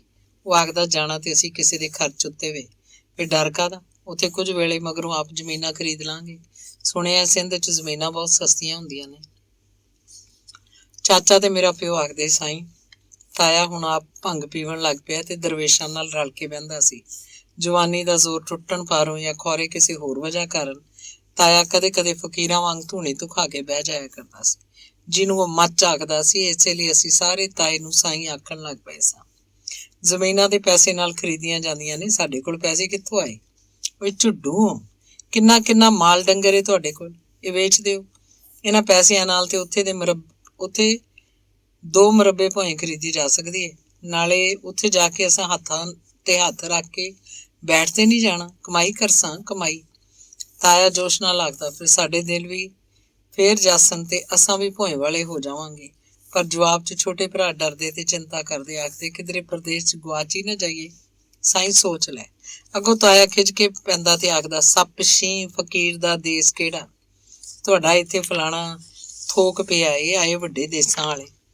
ਓਏ ਮੂਰਖੋ, ਸਾਨੂੰ ਇੱਥੇ ਕੋਈ ਜਨੌਰ ਹੀ ਨਹੀਂ ਸਮਝਦਾ, ਡੰਗਰ ਸਮਝਦੇ ਨੇ ਜ਼ਿਮੀਂਦਾਰ ਸਾਨੂੰ। ਰੱਬ ਦਾ ਨਾਂ ਲਓ ਤੇ ਇੱਥੋਂ ਨਿਕਲ ਚੱਲੀਏ, ਨਹੀਂ ਤਾਂ ਇਸ ਧਰਤੀ 'ਚ ਸਾਨੂੰ ਕਫਨ ਵੀ ਨਸੀਬ ਨਹੀਂ ਹੋਣਾ। ਇਸ ਸਰ ਕੱਪ ਧਰਤੀ ਏ, ਪਰ ਅਸਾਂ ਇਕੱਲੇ ਹੀ ਟੁਰ ਪਈਏ। ਸਾਈਂ, ਅੰਗ ਨਾ ਸਾਕ ਕੋਈ ਤਾਂ ਸਾਡੇ ਨਾਲ ਹੋਵੇ। ਕੀ ਸਾਨੂੰ ਇਕੱਲਿਆਂ ਨੂੰ ਗਿੱਦੜ ਪੈਂਦੇ ਨੇ? ਤਾਇਆ ਜੋਸ਼ ਤੇ ਕਾਹਲੀ ਨਾਲ ਆਖਦਾ, ਬਹੁਤ ਲੋਕ ਜਾ ਰਹੇ ਨੇ, ਬਸ ਮੋਹਰ ਲਾਵਣ ਦੀ ਦੇਰ ਏ। ਪਰ ਇਹ ਮੋਹਰ ਅਸਾਂ ਹੀ ਲਾਵਣੀ ਏ। ਭਰਾ ਆਖਦੇ, ਲੋਕਾਂ ਦੇ ਮੂੰਹ ਅੱਗੇ ਅਸੀਂ ਕਿਉਂ ਆਈਏ? ਕਿਹੜੇ ਲੋਕ? ਛੱਡੋ ਲੋਕਾਂ ਨੂੰ, ਤੁਸੀਂ ਆਪਣੀ ਗੱਲ ਕਰੋ, ਆਪਣੀ। ਸਾਰੇ ਅੰਗ ਸਾਕ ਅਸੀਂ ਕਿਉਂ ਛੱਡ ਜਾਈਏ? ਸਾਈਂ, ਤੈਨੂੰ ਤੇ ਬੂਟੀ ਦੀ ਖੁਮਾਰੀ ਚੜੀ ਰਹਿੰਦੀ ਏ, ਕਿਉਂ ਸਾਡਾ ਵੀ ਘੋਟਣ ਲੱਗਾ? ਤਾਏ ਨੂੰ ਇਸ ਗੱਲ ਤੇ ਗੁੱਸਾ ਚੜ ਜਾਂਦਾ ਤੇ ਆਖਦਾ, ਅੱਗੇ ਤੁਹਾਡਾ ਬੀ ਬੜਾ ਪੁੰਗਰ ਪੈਂਦਾ, ਡਰਾਕਲ ਕਿਸੇ ਥਾਂ ਦੇ। ਤੁਸੀਂ ਨਹੀਂ ਜਾਣਾ ਤੇ ਨਾ ਜਾਓ, ਮੈਂ ਤੇ ਜਾਸਾਂ। ਤਾਏ ਦੀ ਜਿੱਦ ਕੰਮ ਵਿਖਾ ਗਈ। ਛੋਟੇ ਭਰਾ ਵੱਡੇ ਭਰਾ ਨੂੰ ਭਲਾ ਕਿਵੇਂ ਛੱਡ ਸਕਦੇ ਸੀ? ਚੁੱਪ ਕਰ ਜਾਂਦੇ। ਤਾਇਆ ਫੇਰ ਆਖਦਾ, ਖੌਰੇ ਰੱਬ ਕੋਈ ਚੰਗਾ ਸਬੱਬ ਲਾ ਦੇਵੇ। ਜੇ ਕੁਝ ਵੀ ਟੂਣਾ ਨਾ ਫਿਰਿਆ ਤਾਂ ਸਾਡੇ ਕਿਹੜੇ ਬੂੰਦੇ ਲੈ ਜਾਣਗੇ? ਸਾਡੇ ਪੱਲੇ ਹੀ ਕੀ ਏ ਜਿਹਦਾ ਗਵਾਚਣ ਦਾ ਤੁਹਾਨੂੰ ਤੌਖਲਾ ਲੱਗਾ ਰਹਿੰਦਾ? ਮੇਰੀ ਮੰਨੋ ਤੇ ਵੇਲਾ ਨਾ ਗਵਾਓ। ਹਰ ਘਰ ਰੋਜ਼ ਇਹੀ ਬਹਿਸ ਹੁੰਦੀ, ਜਾਈਏ ਕਿ ਨਾ ਜਾਈਏ, ਕਿੰਜ ਦਾ ਸਲੂਕ ਕਰਨਗੇ। ਜੇ ਉੱਥੇ ਜਾ ਕੇ ਰਾਜੇ ਮੂੰਹ ਫੇਰ ਲਿਆ ਫਿਰ ਕੀ ਹੋਸੀ? ਇੰਝ ਹੀ ਹਰ ਰਾਤ ਨੂੰ ਸਿੰਧ ਦੀਆਂ ਗੱਲਾਂ ਹੁੰਦੀਆਂ ਰਹਿੰਦੀਆਂ। ਕੁਝ ਜੀ ਜਾਵਣ ਲਈ ਤਿਆਰ ਹੁੰਦੇ, ਕੁਝ ਨਾ ਜਾਵਣ ਤੇ ਜ਼ੋਰ ਦਿੰਦੇ। ਪੂਰੀ ਜੂਹ 'ਚ ਇਹੀ ਰੌਲਾ ਸੀ। ਜੂਹ ਕੀ, ਰਾਜੇ ਦੀ ਪੂਰੀ ਤਹਿਸੀਲ ਫਿਰੋਜ਼ ਵਾਲੇ 'ਚ ਗੱਲ ਟੋਰ ਛੱਡੀ ਸੀ। ਕਈ ਮਹੀਨੇ ਇਹੀ ਬਹਿਸ ਚੱਲਦੀ ਰਹੀ। ਫਿਰ ਕੁਝ ਲੋਕ ਸਿੰਧ ਜਾਵਣ ਲਈ ਤਿਆਰ ਹੋ ਗਏ। ਘੱਟੋ ਘੱਟ 80-90 ਕੁਨਵੇ ਸਿੰਧ ਵੱਲ ਤੁਰਨ ਲੱਗੇ। ਸਾਰਿਆਂ ਦੇ ਕਰਜ਼ੇ ਵੀ ਉਤਾਰੇ ਗਏ ਤੇ ਕੁਝ ਖਰਚ ਕਰਨ ਲਈ ਹੋਰ ਕਰਜ਼ਾ ਵੀ ਰਾਕਾਂ ਨੂੰ ਰਾਜੇ ਦੇ ਦਿੱਤਾ। ਤਾਏ ਸਾਡੇ ਵੀ ਭਾਜੜਾਂ ਚੁਕਵਾਈਆਂ ਤੇ ਅਸਾਂ ਵੀ ਸਿੰਧ ਨੂੰ ਰਵਾਨਾ ਹੋਏ। ਮਾਲ ਡੰਗਰ ਵੇਚ ਕੇ ਰਕਮ ਘੁੱਟ ਪੱਲੇ ਬੰਨ ਲਈ। ਕਈ ਰਾਹ ਆਪਣੀਆਂ ਗੱਡਾਂ ਨਾਲ ਹੀ ਲੈ ਟੁਰੇ, ਕਈ ਇੱਥੇ ਹੀ ਵੇਚ ਕੇ ਵਿਹਲੇ ਹੋ ਗਏ। ਮੇਰੇ ਸਹੁਰਿਆਂ ਮੇਰੀ ਵਹੁਟੀ ਨੂੰ ਸਿੰਧ ਜਾਵਣ ਤੋਂ ਰੋਕਣ ਲਈ ਆਖਿਆ ਕਿ ਤੂੰ ਕੁਝ ਦਿਨ ਇੱਥੇ ਰਹਿ ਪਾਓ, ਤੇਰੀ ਹਾਲਤ ਖੱਜਲ ਹੋਣ ਵਾਲੀ ਨਹੀਂ। ਇਹ ਲੋਕ ਉੱਥੇ ਵਸ ਪੈਣ ਤਾਂ ਅਸਾਂ ਤੁਹਾਨੂੰ ਛੱਡ ਆਵਾਂਗੇ। ਪਰ ਮੇਰੀ ਵਹੁਟੀ ਸਾਫ਼ ਇਨਕਾਰ ਕਰਦਿਆਂ ਆਖਿਆ ਕਿ ਚਾਹੇ ਤੰਗੀ ਆਵੇ ਜਾਂ ਖੁਸ਼ੀ, ਮੈਂ ਨਾਲ ਜਾਵਾਂਗੀ, ਮੈਂ ਨਹੀਂ ਰਹਿ ਸਕਦੀ। ਮੈਂ ਵੀ ਸਮਝਦਾ ਸਾਂ ਕਿ ਇੱਥੇ ਹੀ ਰਵੇ, ਪਰ ਉਹਦੇ ਇਨਕਾਰ ਤੇ ਹੈਰਾਨ ਹੋ ਕੇ ਪੁੱਛਿਆ, ਤੇਰੇ ਪੇਕੇ ਆਖਦੇ ਤਾਂ ਠੀਕ ਨੇ, ਤੂੰ ਇਨਕਾਰ ਕਿਉਂ ਕੀਤਾ? ਮੇਰੀ ਵਹੁਟੀ ਇੱਕ ਅਜੀਬ ਜਵਾਬ ਦਿੱਤਾ ਜਿਹਦਾ ਮੇਰੇ ਕੋਲ ਕੋਈ ਜਵਾਬ ਨਹੀਂ ਸੀ। ਉਹਦਾ ਆਖਣਾ ਸੀ ਕਿ ਸਾਡੇ ਘਰ ਆਉਣ ਵਾਲੇ ਜੀਅ ਦਾ ਵਜੂਦ ਸਾਡੇ ਦੋਵਾਂ ਦੇ ਸਾਹਮਣੇ ਹੋਣਾ ਚਾਹੀਦਾ ਹੈ। ਜ਼ਿੰਦਗੀ ਮੌਤ ਦਾ ਕੀ ਇਤਬਾਰ? ਰੱਬ ਨਾ ਕਰੇ ਜੇ ਆਉਣ ਵਾਲੇ ਨੂੰ ਕੁਝ ਹੋ ਗਿਆ ਤਾਂ ਤੈਨੂੰ ਕੀ ਜਵਾਬ ਦੇਵਾਂਗੀ, ਤੇ ਜੇ ਉੱਥੇ ਤੈਨੂੰ ਕੁਝ ਹੋ ਗਿਆ ਤਾਂ ਘਰ ਵਾਲਿਆਂ ਨੂੰ ਕੀ ਜਵਾਬ ਦੇਵਾਂਗੀ? ਵਹੁਟੀ ਦੀ ਗੱਲ ਮੰਨ ਲੈਣ ਵਾਲੀ ਸੀ, ਮੈਂ ਮੰਨ ਲਈ। ਸਿੰਧ ਜਾਣਾ ਜਾਂ ਨਾ ਜਾਣਾ ਮੇਰੇ ਅਖਤਿਆਰ 'ਚ ਨਹੀਂ ਸੀ। ਜੋ ਹੁਕਮ ਪਿਓ ਦਾ ਉਹ ਮਨਜ਼ੂਰ ਕਰਨਾ ਪੈਣਾ ਸੀ।